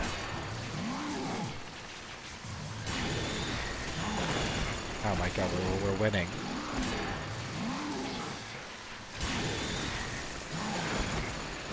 Got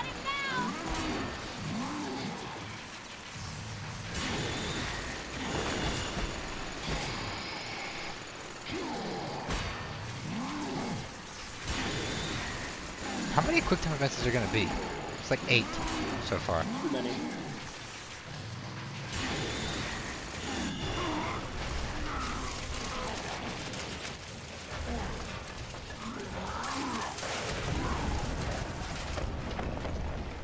We did it.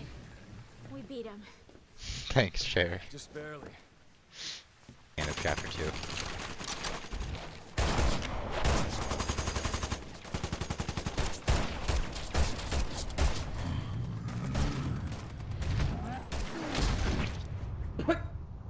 Oh no.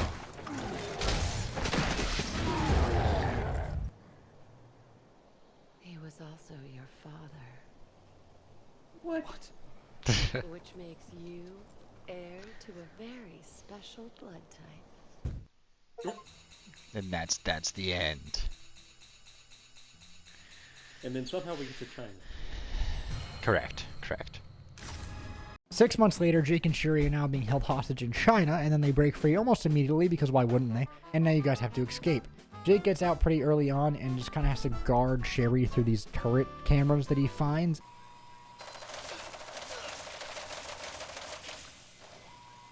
Just kill the guy.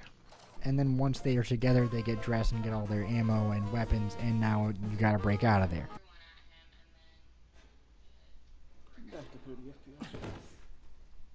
Jake!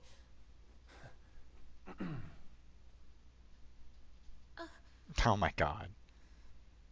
You can blame your father all you want, but at some point, you have to take responsibility for your own actions. Mic drop. Oh my goodness. He's so conflicted and edgy. He's just such a lone Sigma wolf. He doesn't know how to connect with someone. He doesn't understand why he does as he does.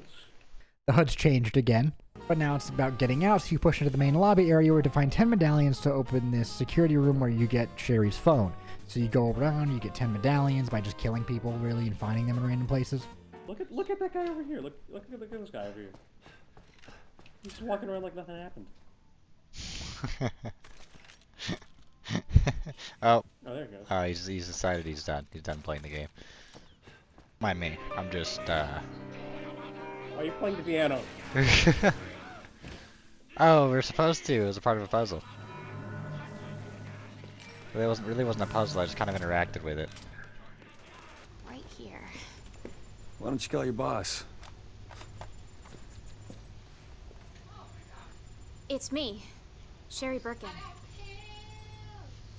Yes, he's okay. We were detained at a facility in China. Really? All right. I'll send you our exact coordinates. I think we're getting picked They're up, already Alex. here in China. It's over. We're saved. You're never going to guess what happens next. There's still 2 more chapters after this one. We're not even halfway through this chapter, I don't think. Something tells me we're. Let's go. These guys aren't much Something conversation. tells me we're not saved. Good. How do we unlock this gun? Anyway. Is the gun gone? That's a tank. Okay. Making sure you get the 10 medallions, they find the data that was missing, and they call her boss to say, like, hey, come pick me up, I'm in China. And then her boss is like, oh my god, we're in China too! So we're basically already saved, Jake. Then a tank shows up through the front door, as it does, of course, and it can't really do anything to you if you sit beside it, so that's what we did, and we just kind of cleared out the area, and then you try and leave, and then a chase sequence happens. Hold on. Yeah, hold on, let's go. No, he's I think he should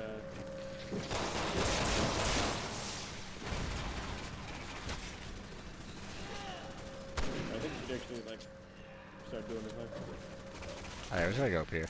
I'm working my way over there. I just gotta do this cool backflip every time I spin on the bar. You spamming, B. No, I was gonna say it's an oddly long hallway. It's another chase section. It's another chase.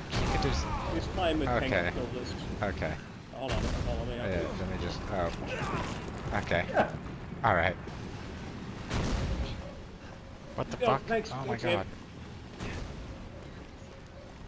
That wasn't jarring and confusing at all. And then a tank boss fight happens. We got to get it to run to this column, and then you swing off of a column to get on a motorcycle, and then the motorcycle goes into a motorcycle chase sequence. What do I gotta do? I don't know. Oh, I got it. That works. Let's try it again. Oh. I'm gonna be so honest with you, Alex. I don't know what this cutscene's about to be, but I know that I'm about to do something really stupid. Sherry, okay. I found a... Okay. Alright. Alright. Come on, now. Jump on. What is he about to do?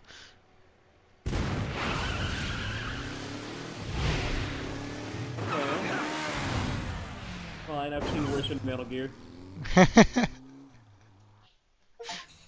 That was the chapter? Apparently. You know, the crazy thing is that none of that is hyperbolized in the slightest. None of it whatsoever. That was the end of Chapter 3, by the way. It ends with Jake and Sherry jumping over a wall. Chapter 4 opens with the stupidest motorcycle chase I've ever had the pleasure of playing. Just look at some of this shit, dude. Dude. Shut up. Oh my god! Jake! This city's going to hell in a handbasket. Why was he waiting there? Hold on, I gotta take a note. Hey, watch out! Okay, man.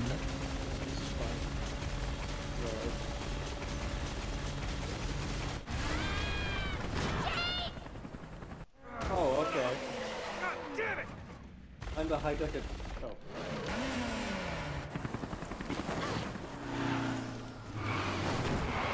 Dude. Alright. Yeah, and like normal. Like nothing ever happened. You okay? The cars. Not another car, no! Okay, I wasn't expecting that. I was not expecting that. It was like...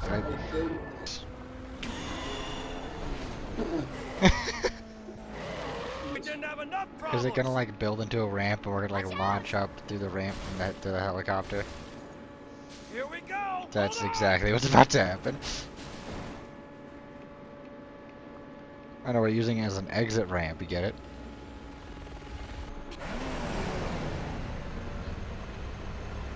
I hate this game. I'm having fun, but the more I play this game, the more I am building a resentment for it.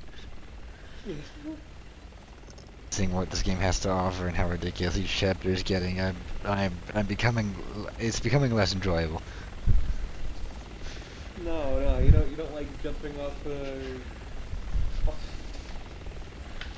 like jumping off of a car truck over a helicopter. You don't like jumping trucks. You don't like doing that. It makes me upset that I can like almost predict everything.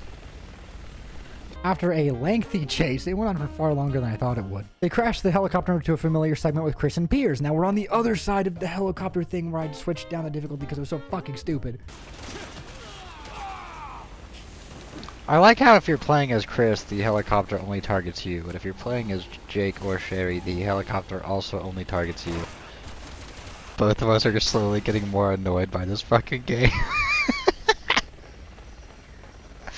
By the end of Ada's campaign, we're both gonna be just completely quiet. Just be like, please, just let the game be over.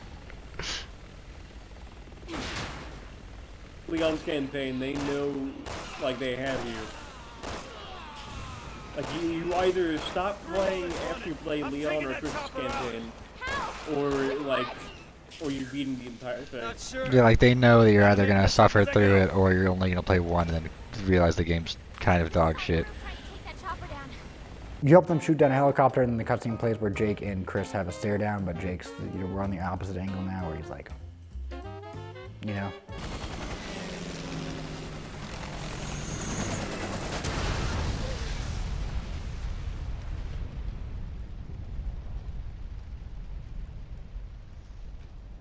Come on, let's go. He's still trying to figure out where he recognizes You know, Wesker was my father. But after this, you fight through some more Lan Xiang, and we encountered a bug. You see, there is a door which Jake has to open because he has to do his acrobatic flips to get behind it. But if Sherry doesn't interact with the door beforehand and doesn't say her line of like, oh, it's locked, I can't get through, she can't open it after you take the bar off. We just saw the bar, so we didn't really want to interact with it. We already kind of knew what we had to do. Because it's not a complex fucking puzzle. But it was just closed on Metal Gear Toaster screen, so we had to reboot the game like 3 times. And until we interacted with it first. Thank God. Thank God we did. Thank God. They make you do that. So that sucked for a while. Do you interact with the door at all, like currently? Can you, like, maybe you could, like... Is there a voice line? Oh, I can check that it's bolted and then be okay, like... maybe... Of course it is. I have a feeling it's gonna work now. Yeah, maybe you can... Your cues for this script is the game to be like, oh, now they know it's bolted, so now they know how to do the puzzle. Calling it a puzzle is a very loose term. Oh my fucking god. Oh my god, that's so stupid.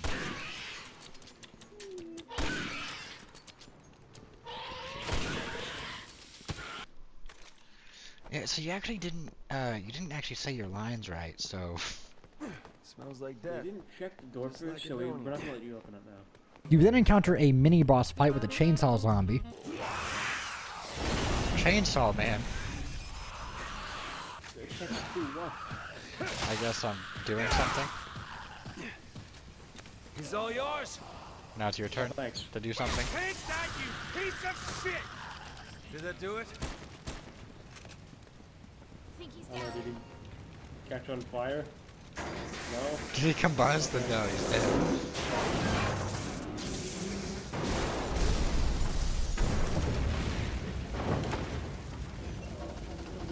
See, that explosion had enough force to tip the bus. And then something tells me that Leon's near. I don't know what it was. Like you feel tired, Glenn? Like you... I think Leon... I think that's Leon. Leon's here. I think Leon's campaign is just better because they know how absurd this thing is. Yeah. So they just did things like that. Then we get to play through the same segment again. It's the same U-Stunk boss fight that we had in Leon's campaign. Literally same fucking everything. Same cutscene. You get it. All right, now we gotta kill him again. Got it. Okay. Oh, you're gonna get to drive the bus. Yes. Ah! But now I get to see what happened on the other side of the game whenever Jake and Sherry got separated from Leon and Harper in this portion, which we go and we get to the same set piece that Chris and Piers were on the lake, and we have to fight the chainsaw zombie again on this section. At the mouth of the river. All right, come on. You worry about Simmons, right? You'll be fine.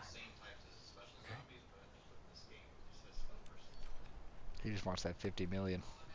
That bastard. Can you imagine he's still thinking of the 50 million? Is this gonna be a boating section?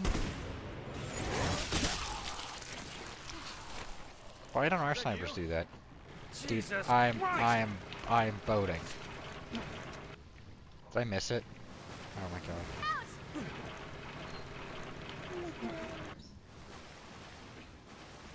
This is the stupidest. This is the fucking I'm not piloting it. It's just a bunch of QTEs. There's a bunch of QTEs that are playing in the cutscenes. Oh, this is the thing that Chris and Piers sank. It's entirely QTEs again. And then Ada saves Sherry like she's fucking Batman. There we go. Oh no, you gotta do the QTE to turn. It started. You gotta do the QTE to start the boat. Jesus Christ! Also, why is this BOW not just attacking our boat? Why is it like... Why is it going through the most complicated way to try and kill us? I think it's funny.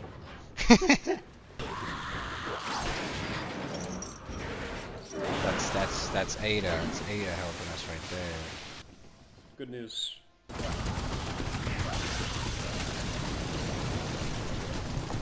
I saw the good news happen in real time.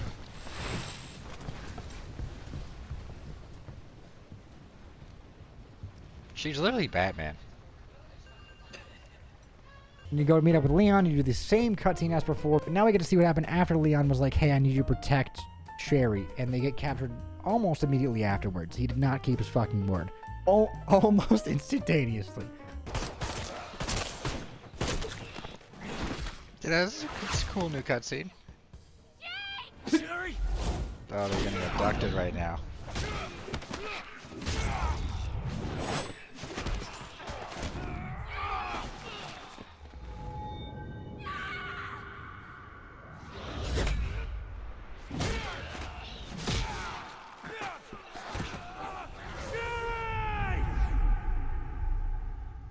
That's crazy. It's crazy. We didn't Yeah, even make crazy. it 5 seconds.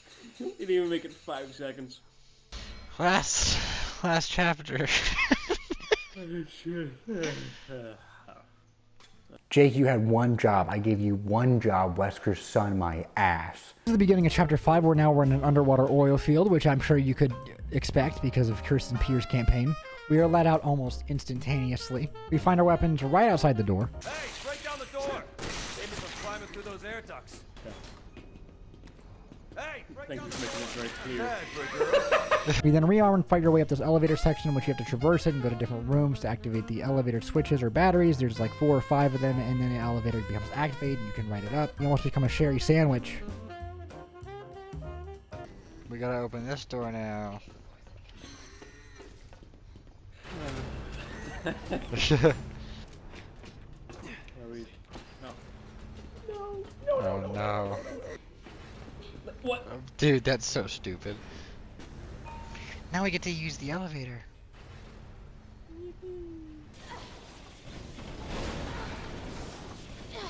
We're gonna get crushed. Sherry, you alright? Yeah, I'm fine.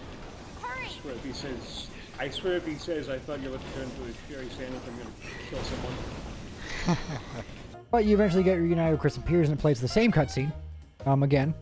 Same thing. I also tried to ignore some of the mobs because I was so ready to be done with this campaign, but Metal Gear Toaster had a different idea. I'm just gonna ignore him. No, sorry. I did not ignore him. I did not ignore him. And honestly, at this point, I'm like, the faster we get through this campaign, the faster I can stop playing, right? Yeah. After this, the big bad boss breaks out of his cocoon again, but this time you get to see what happens whenever Jake and Sherry leave through their own path, which they just go into a boss fight with Ustanok, which I expected because that's the climax of this game. But after you leave Kristen Pierce through that door, they have a cutscene where Sherry's like, no, we need to go help them. And Jake's like, no, they chose their path. I'm not going to end up like my father. You know what? I'm not my father. And I'm gonna make damn sure that it stays that way. We're getting out of here. And you're gonna save the world. You're right. Let's go. That was fast. That was really quick convincing. Yeah, you figured it out. We figured it out. Did you get DC'd? Yeah. And then they go and get into a boss fight with Ustanok. I really did not care at all at this point. I respect the scope, but holy shit. We played through some of the same sections with the same gameplay with the same cutscenes. I was ready to be done. I could have been gambling or tech decking or like fishing, and those are all great activities to do in your free time. Pretty much same thing. You mag dump him and you push some things and you kind of run away from him, and then he pushes you onto some igneous rock, like freshly dried lava rock on the surface. Asshole! This way! That was the Half-Life 2 metal hit sound. I see, we gotta go this way apparently. I'm lying, I don't actually know.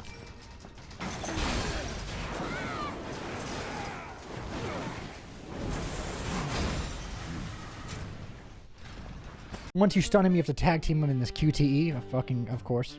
Why wouldn't it? Why wouldn't it be? And he disarms you, knocks all your guns into lava, and you get put on this tiny platform with him, and you fucking fist fight him. But it's not a cool fist fight.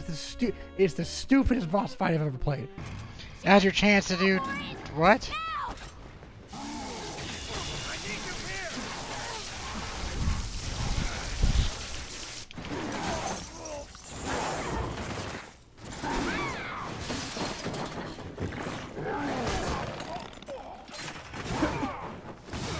Okay.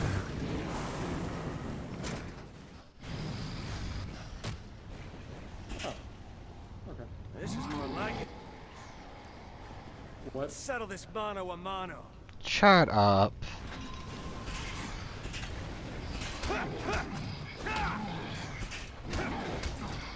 Are you serious?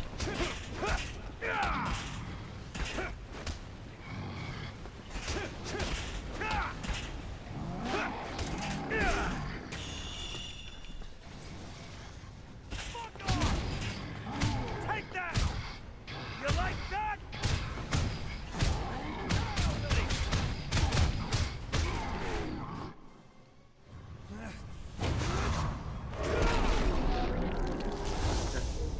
Dude, shut. No. No. No. The boss fight was not me fighting him fucking hand to hand, spamming the same button over and over again. It might have been him fighting him hand to hand, hitting the same button over and over. I literally pressed RT and A for the entirety of that boss fight. And held forward on my thumbstick.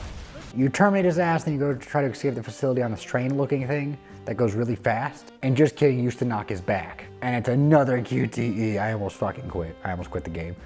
And then you hit him with these pipes together, and he throws up the guns he put in the lava, and then you shoot him, and then Jake holds Sherry's hand and says, "Thank you for saving me," and that's how the campaign ends. Fuck you. Fuck you. What? Yeah, sure. Our next enemy, the environment. This is really exhilarating gameplay.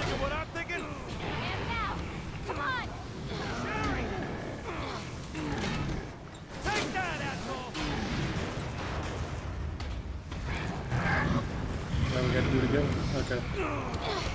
Gotta do it all over again. Yeah, I really wonder why I didn't. This is perfection. Actually, this is how I want my game to.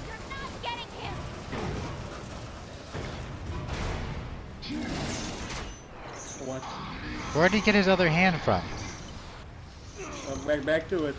He's not gone yet. Get back to it.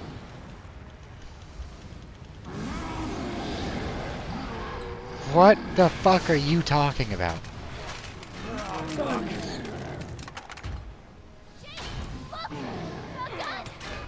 What? What?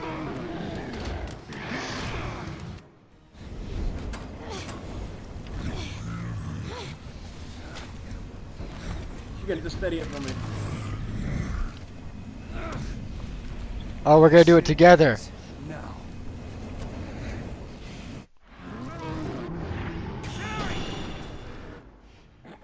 That's it. That's the entire boss fight. We did it.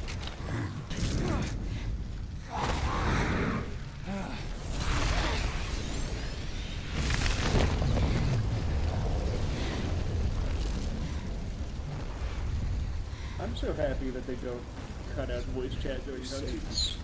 You know that, don't you?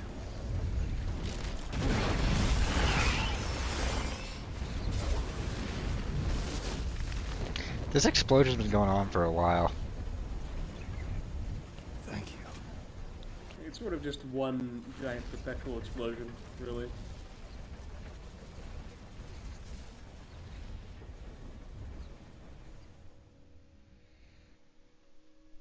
Fuck you. Fuck you. Fuck you. Fuck you, dude. Thank you. Who's the credits? What's after that? I want to see the cutscene after this. You know what, my green screen guy and I have our differences. We fight sometimes, but I actually agree with him on this one. Fuck you. This campaign infuriated me. This game was wearing on me. I was getting more tired of it by the minute. It's all over the place and not focused enough on one thing to make me actually care. Leon's campaign was the most engaging, but I think that's just because everything was new, and that was the first time I saw the story. And by Jake's campaign, you like kind of know everything. You know that he's Wesker's son. You know that he has antibodies to the virus because he's Wesker's son. You're pretty much like, all right, cool, let's wrap it up, and it just keeps going. And then the post-credit cutscene made it worse. Now we're gonna skip the credits and I'm gonna crash and we're gonna refund the game. Oh, plane. Plane. Oh, I love these.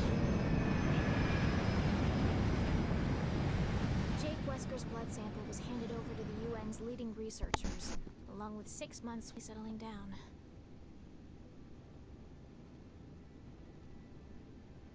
Following Jake's rescue, BSAA officials classified his relationship to Albert Wesker as top secret, recognizing the threat it could pose to global security.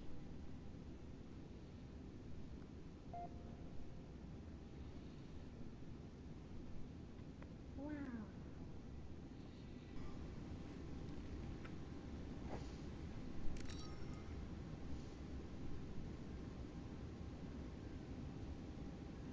I did it!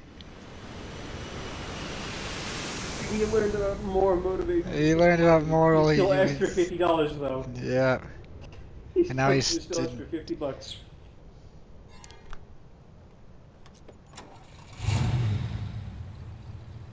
I mean, of course, this guy drives a motorcycle. Like, what are we talking about? And he's got his father's glasses. That's nice.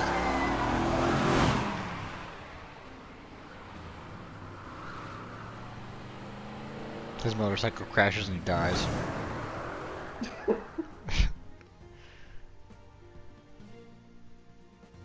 Resident Evil 6. Yeah, yippee!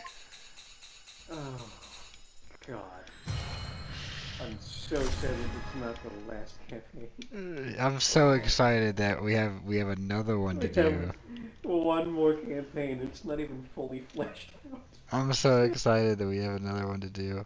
Ada's campaign was the next one, and I was very excited, mainly because it was just the last one, which I don't think is a good feeling to have about a game. But also, Ada was the only character that had any kind of mystique wrapped around her. Still, Metal Gear Toaster and I had some predictions as to what was going to go down, and let you know if we were right in probably about 10 minutes. Our predictions were that there were clones, but also that most of the story was just going to be us playing the sections we'd already seen her as, like just saving the random crew that's been there and doing random shit.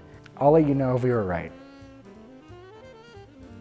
Ada's campaign opens with this ominous figure floating down in a submersible suit. It goes to a submarine, it opens, and it's Ada, but she's naked for some godforsaken reason. Water. We're underwater. That's a guy. Alright, you know what? This is something new. We haven't seen this. This is new. Why the whole, like, why all of this? Why all of this? This is, you know. Why do you got all that on? It's like a security camera. Is Ada in there, or is it gonna be a random guy? Oh my god. Oh my god, it's Ada. And she's naked. And why is she naked? And then it hard cuts to Ada by herself in a room, finding like a phone on a table and presumably a chase because there's obviously guys that they're looking for, but they can't find her, in which Simmons is on the phone and tells her that he has like intel on her that's going to change her future, and then puts a blueprint of a submarine. So she goes to that submarine and cuts back to the submarine where we are now. Getting a phone call like you. Simmons? What? What is it you want? I received some very interesting intel on you, Miss Wong. Intel that will greatly influence your future. Curious? Not in the slightest.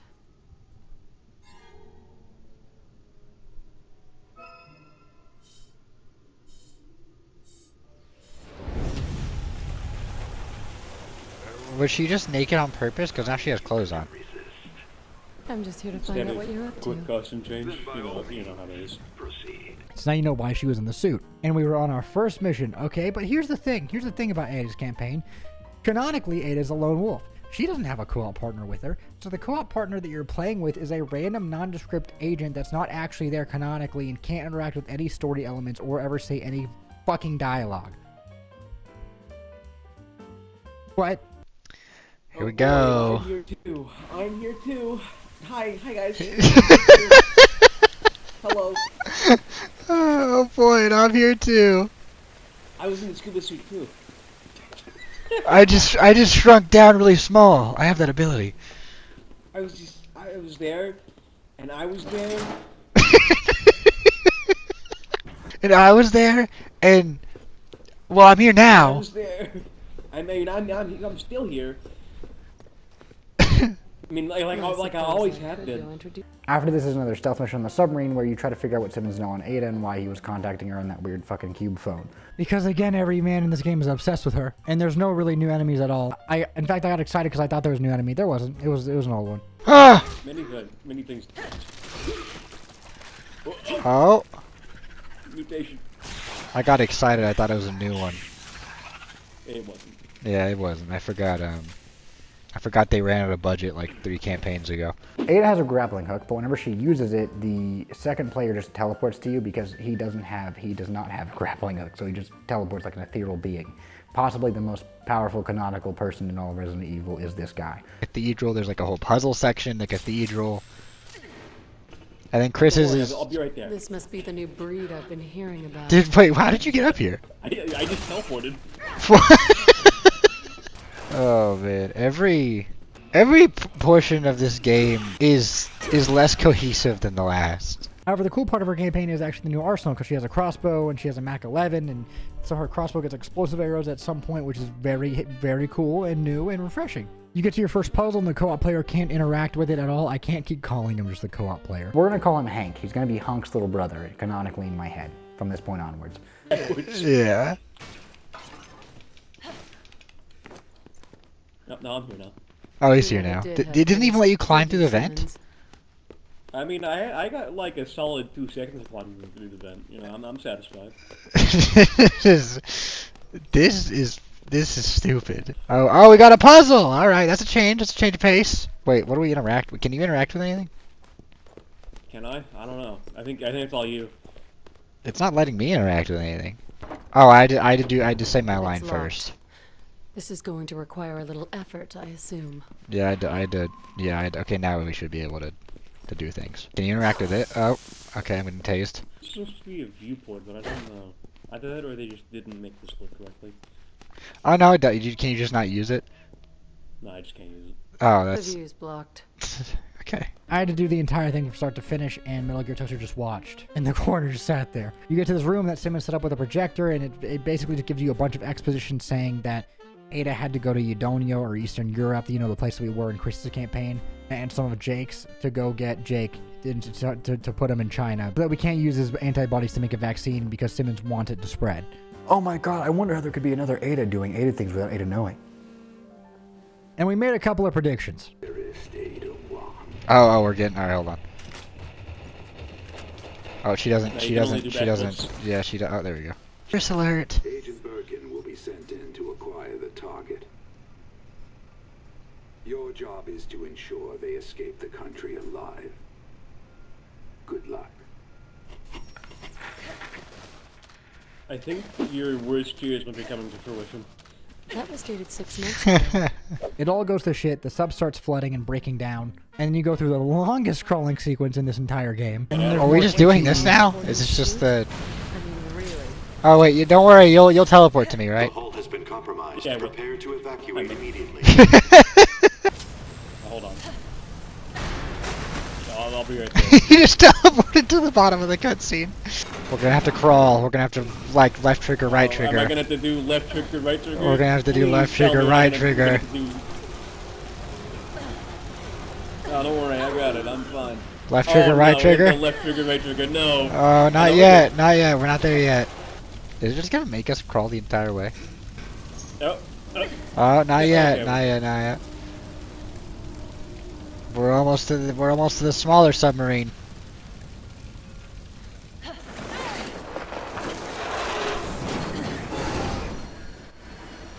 What? Oh, okay. Whoa! Something tells me that for the physics rescue sub. doesn't... Time for plan B. We're still moving fast on top of the... Whatever. We went for a little bit longer to get this B-Lady section where you learn that the only way to get past them because they keep respawning is to go under them in water and find different levers to pull to open doors, so that's what you do. Don't you worry, I'm coming. No, no, no, no, no, no, no. After this, you find this console with a woman talking on a speaker, asking Ada a bunch of nondescript questions, quizzing her if it's actually her. Simmons then tells her, his whole plan from start to finish, where there's going to be a bioterrorism attack and Ada's going to be the scapegoat for it. She escapes the submarine on a little yellow submarine. Not fucking right now. Take that away. Oh, never mind. Oh, no, It's we're not good. just We got grappling hook. And then chapter 1.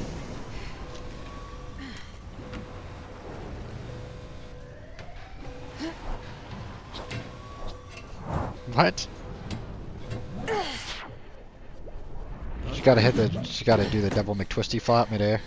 The world will suffer the same fate. At the hand of Neo Umbrella's very own Ada Wong.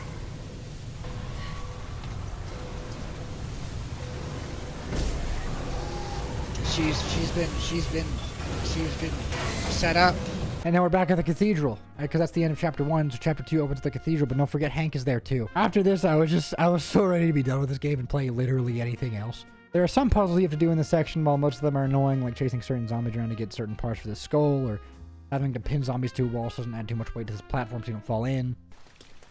Or do I just have to interact with the door again and she places it? This looks like it might work. But where's the rest of it?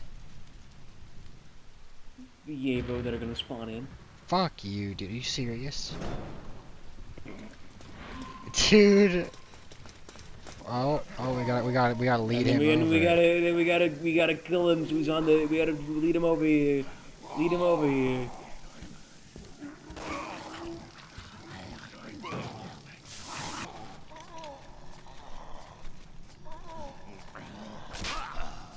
Is it like only has like a certain weight limit on it, and I can? Oh my god. But anyway, you go through the cathedral, and oh my god, we get to do the Deborah boss fight again with the same cutscene. It's pretty much the same exact boss fight, but Leon started being goofy again. I feel like a self-insert. You're an OC of like a. Don't worry, guys. I'm gonna take out the zombies. Don't worry. Put her down. Put her down. We gotta put her down. Gotta put her horny ass down. Hello, Leon S. Kennedy. I'm a big fan. Leon, why are you kicking the? Why are you kicking the? Leon, what are you doing? Leon, what are you doing? Leon? You better more important things to do, Leon. You said you liked him, and now he's showing you his kicks. He's trying to impress you. Oh my goodness. Mr. Leon, your kicks are so cool. The dream come true. If anything I know Leon S. Kennedy for, it's for his ability to kick zombies. And nothing else. You do the card section, but this time Leon saves you instead of you playing as Leon saving Ada. Yes! Sorry. Alright, and this is just a cutscene for me. I guess I gotta help her now.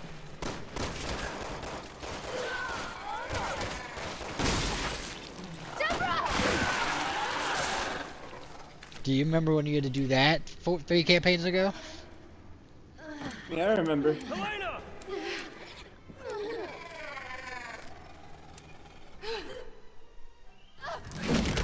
Yes, we get to watch this again. Then it's the same thing of Harper letting go of her sister. You go into an elevator and enter a new section we haven't seen before, thank God. Finding our way through the lab to the VHS, we watch the same VHS thing again, and we learn that Simmons was behind it because he has his ring in the camera. But it turns out we're not talking to Simmons this entire time like we thought we were. It was Ada's clone with a Snapchat face filter. Oh, and we're gonna watch. Oh my God, is it gonna happen? Is she gonna watch it? It's gonna say Happy Birthday, Ada Wong, and she's gonna be like, "Oh my God, no way!" It's gonna be dated to 6 months ago, and it's gonna be like, oh, Neo Umbrella, no, why would they clone me? That's so unethical. No, Neo Umbrella, why would you do that? Neo Umbrella, no. Neo Umbrella, no, and you were there too. And I was there too. I could have stopped this, but I didn't. And Am I the real Ada Wong? Am I the real one? Looks just like me. No wonder Leon is confused.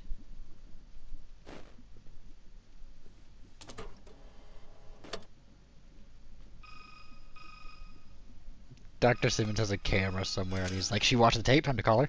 Yes, it was quite revealing. One thing. To stabilize and sustain the system they've created. It was a face filter the whole time. It was a face filter the whole time. She'll get one. Oh, but she knows. With the real Ada Wong. But she knows, dude. She already knows somehow. Why does your explosive look like a stick of RAM? Just kidding, it was me the whole time, Ada Wong 2, the second Wongening. You know what, I will say that this was a plot point I did not expect. Not the clone, we called that shit so long ago. But the clone using a Snapchat face filter was a part that I did not expect. Raised our morale a little bit, that there was something new. There was something new and refreshing that we did not see coming from a mile away. And now we're in China, but the slide is back and I can go down it, but Hank can't because he can't interact with anything, so he was very sad. Yes! Please tell me I'm just reskin Piers. Please. If you reskin Piers, you should just go down head first, right? Yeah. Isn't it? Let's be. There was a prompt. No, hold on. No, hold on. No, hold on. No, hold on. No, hold on. No. Is that even gonna let you go down the slide? This can't be. This can't be. It doesn't let you interact with anything. That's so different. Can you ride the panda? What do you think? But the biggest revelation in the game happened right here. You just kind of fight Javo and do the same thing we've seen Ada been doing for the entire campaign. But we do fight the Chainsaw Man before Jake and Sherry get there. And it's another chasing section. Is the chainsaw guy again? I mean, impeccable timing, to be honest. Chainsaw, huh? How elegant. Chainsaw man? Man made of chainsaw? And then another revelation occurs that Ada was the one that locked that fucking bugged door. She was the one that locked it, that bitch! I have new hatred for Ada Wong. And this is the good Ada Wong too, that's crazy. Another chase section where you have to evade the Chainsaw Man in a bus, some funny death animations played out. Ada makes her escape on the train. What just happened? What? What? First person death cutscene.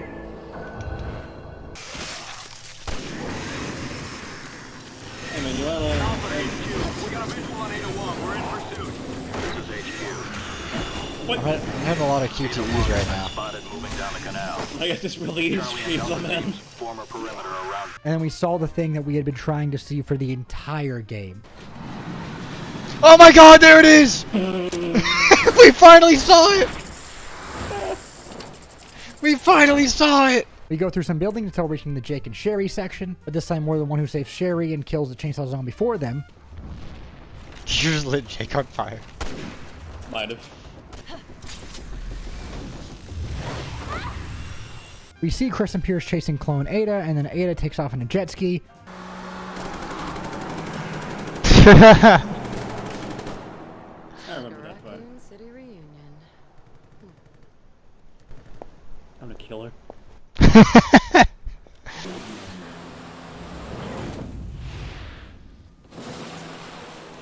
Nice, man. Are you gonna be on a jet ski too? Oh, it's the end of chapter 3! Eventually getting to the ship that clone Ada goes to in Kristen Pierce's campaign, the one where she dies, so you go up there and you kind of find out what's going on, you look for some certain clues. We fight through the entire ship, seeing Kristen Pierce through some segments, through like some vents and stuff, which was kind of interesting. I thought that part was cool. Ada was here the whole time. Oh, we get the Bear Commander. Bear Command. No, I found the captain of the ship. He's dead in here. Huh. Locked from the other side.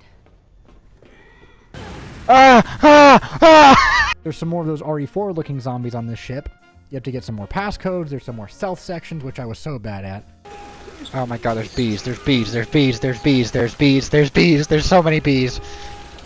Then you get to a room with files and an audio recording that lets you know that clone Ada is actually Carla, or Simmons' wife. You used her and put her in the cocoon and made her look like Ada and basically made her DNA genetic structure very similar. That way she is Ada, but just not really.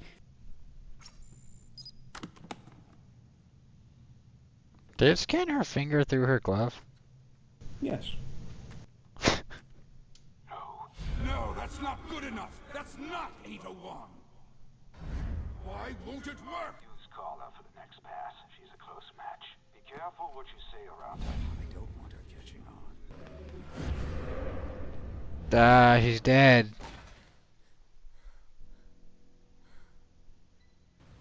And she's gone. Oh, she's back. And she's gone again. Anyways, yeah, let's just keep going. It all makes sense now, of course. That makes so much sense. We go down there to look at Carla because we saw her fall and die, and then she like transforms into goop, so then the goop boss fight starts, where the walls are a little too grabby. Well, I'm like thinking about it, and I'm like, why is she trying to make society collapse? Doesn't she just hate her husband? I think this is the boss fight. Or it's just like a runaway section where we're just gonna run and then leave.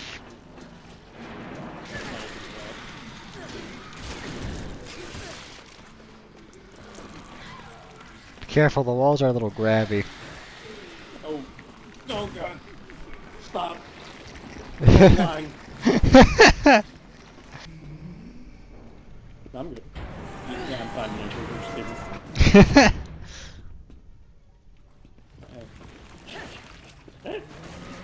Dude, crazy. They just had me appear right in front of me. Dude, this game is getting worse and worse, man. What the fuck? What is that? I'm gonna turn around and do this sick, like, blah blah blah. Yeah. Your guy was staring at me from in the corner. You look like a stalker, like. I keep teleporting in front of you is the funny thing. We just gotta get to this elevator that's secured by a lot of nitrogen. You end up killing her by shooting through her and like shooting the most nitrogen-filled room I have ever seen, and it blows up and freezes her to death. You take off in a helicopter, and then that's the end of Chapter 4, and we're now in Chapter 5, which, if this seems like it's going fast, it's because Ada's campaign is by far the shortest.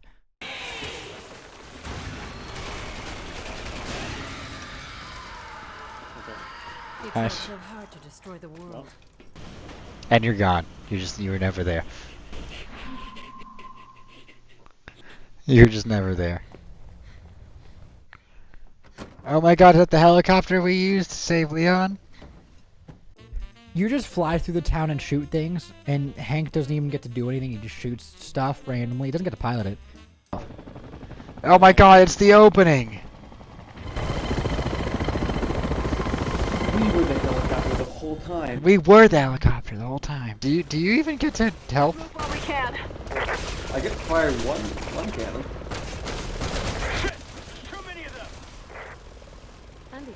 Until you fly to the Leon boss fight, and you basically just sit there and shoot Derek. Mutated Derek. For like 10 minutes. You just hold the right trigger. You don't do anything else. Wow. Wow. Alright, now we just do this shit again. For playing with the C virus. Oh my goodness, that's Leon just came in right there. And you fly up, and you try to save some people in the helicopter while you can. Owens here. Maybe I can at least buy these people some time. That's crazy. We've all seen enough senseless death for one day. And apparently the little piece of metal that Leon kills the boss with was also put there by Ada. She really just did everything, apparently, behind the scenes. So Ada is the real hero of the story, really. Why does that construction worker have so many grenades? That's where that thing came from, okay. Because that makes sense. We landed on the helipad, and we did not save those people we thought we did. What happened to the civilians that we saved over here? Oh, it didn't fucking matter, did it? Come here. Give me a second, I gotta... No, I want you to see where our efforts went on saving these two guys. Saving these two civilians. What do you mean? We kept them alive, right?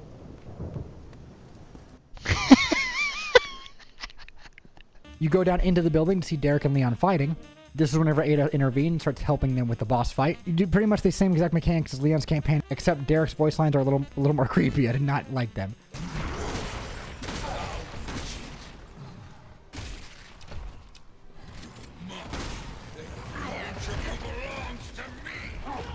true, but I'm a big girl. I can handle this one alone, you know. I can handle this one alone, even though he's here. Do the whole thing again, you get hurt, Leon comes and saves you, and you do the arrow bullshit, you fly away. Ada, can you hear me? Why did I teleport to up like this? This wasn't fun the first time. This wasn't fun the first time. Why making me do it again? If it makes you feel any better, I literally don't get to play the game right now. I'm just watching Leon shoot him. Not if I can help it. Why do I feel like the script has changed a bit? Wake up. Yeah, right? I remember him being this disgusting. I know you can pull. The script's definitely changed a little bit. It was not like this the first time.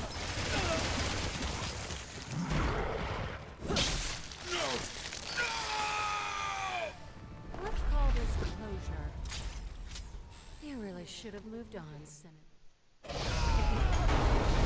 Oh my god, he's died. He's dead. But not really. And then the ending cutscene plays where Ada destroys all of the intel that Simmons has on her and blows it all up and then walks off in slow motion.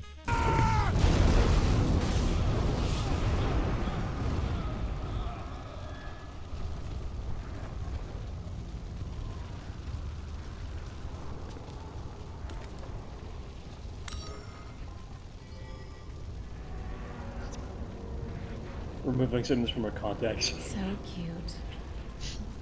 You're really confused by all this, aren't you, Leon? It's kind of fun to watch.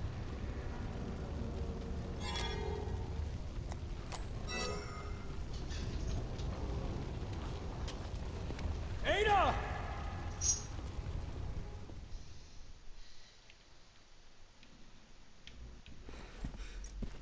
What? Okay, we're here now, I guess. I guess we're at Neo Umbrella HQ or something. Tie up loose ends. So, this is where Carla did her experiments, huh? No explanation, by the way. Yeah, we're just here now. Oh, wait, well, yeah, well, you know, you're here, too. I mean, that doesn't need explanation. Why do you think we had this lab built here in the first place? Did she, like, pre-record this for, like, exposition purposes for Ada?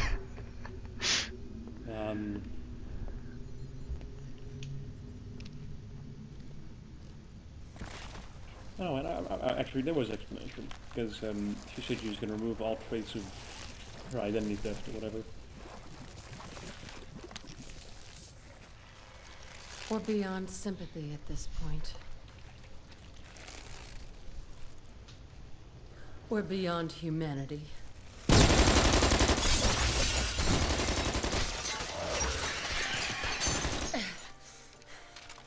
So this is the climax, I guess. Dude, this game sucks.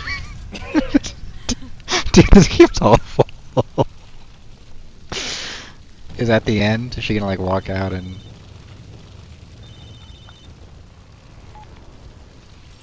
Oh, an actual normal Good job, smartphone. huh? Sure. My schedule just cleared.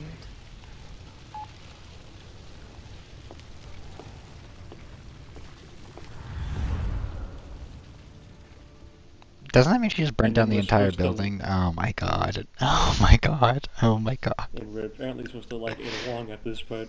Oh my god. Alright, it's time to skip the end credits so we can actually see if there's anything after this. I bet you there's not. Anything of value. I bet you there's not. It's RE6. Yeah, it's RE6. It's RE6. It's the end. Should have known. Should have known. So, this game sucks. This game sucks pretty bad. It just gets worse. And that's the end of the fucking game. Words cannot describe the amount of just not giving a single shit that I had by the end of this game. It lost me about a campaign and a half in, and I still had 2.5 to go, so it was rough. I was pretty happy whenever we finished. Me and Metal Gear Toaster were happy that we were never have to log on to this game again, except I had to write a 30-page script to talk about it for some godforsaken. I don't know why I did this to myself. There is no doubt in my mind about why Resident Evil 6 almost killed the franchise after playing it. It does not even feel like a Resident Evil game. The story points don't really make any sense. There's a lot of plot holes. The characters don't behave in the way that the characters probably should behave. And the gameplay gets insanely repetitive after about 2 campaigns in. It's like eating Lucky Charms, but there's no marshmallows, or like watching a Fast and Furious movie 4 times, but you also have to eat the Lucky Charms bowl 4 times. No one wants to do it, but that someone had to be me. But there's a big part of me, and I cannot believe I'm saying this, that now has a lot of fun memories of Resident Evil 6. It is such an oddball, bizarre game, but that's kind of why part of me likes it. Like, I was laughing so hard at how stupid some of this shit was, okay? But think about it this way. What other game franchise do you know that one of the games was so outrageously bad that the sequel after it was not tied to this universe almost in any way? Like, it was a part of the same universe. The characters were different, entirely different storyline, entirely different gameplay elements, and tried to sweep the shit under the rug like it was Halo 5. I love Resident Evil. I love how some parts are so fucking cheesy. I love how ridiculous some of it can be, alright? But sometimes, less is more. That being said, I am so excited for RE9 because we finally get to see Leon again after what this game did. I'm so excited to play as him. In hindsight, yes, the game absolutely did do damage to the franchise. But I did have a lot of fun playing through some of the slot because it's co-op. I don't think it's enough to let it off easy because of what it did, but I have to say I had a good amount of fun. Which I don't like saying because I know that there was a lot of people probably slaving away and crunching under this game trying to get it done, and they weren't able to release a very amazing product simply because the scope was too big, it was too ambitious, and you know the corporate overlords wanted this one to do so incredibly well like Resident Evil 4 and 5 did. Which Resident Evil 6 didn't even do bad, it was just so critically reviewed, and it leaned way too heavily in one direction. I hope you guys enjoyed this video. I had a lot of fun making it. I put a lot of effort into this one too. I like making these longer videos, but they do take me a little bit longer to make because I have to conceptualize it and do all this shit myself. This is one-man band here. I made that. I made that little backdrop. You guys like that? Yeah. This is a fake gun. Bet you didn't know that. Thank you guys for watching. I'll see you guys next time. If we could hit 5K likes, that would be fucking insane. But if we do, you know what? That would help. Hell yeah. My name's Cam Brody. I hope you guys enjoyed the video genuinely. And if you did, please click subscribe and leave a comment and like and tell me what your favorite ice cream is. Tell me what you got going on, you know, to open up down there. And I'll see you guys next time. Goodbye. Have a wonderful rest of your day, guys.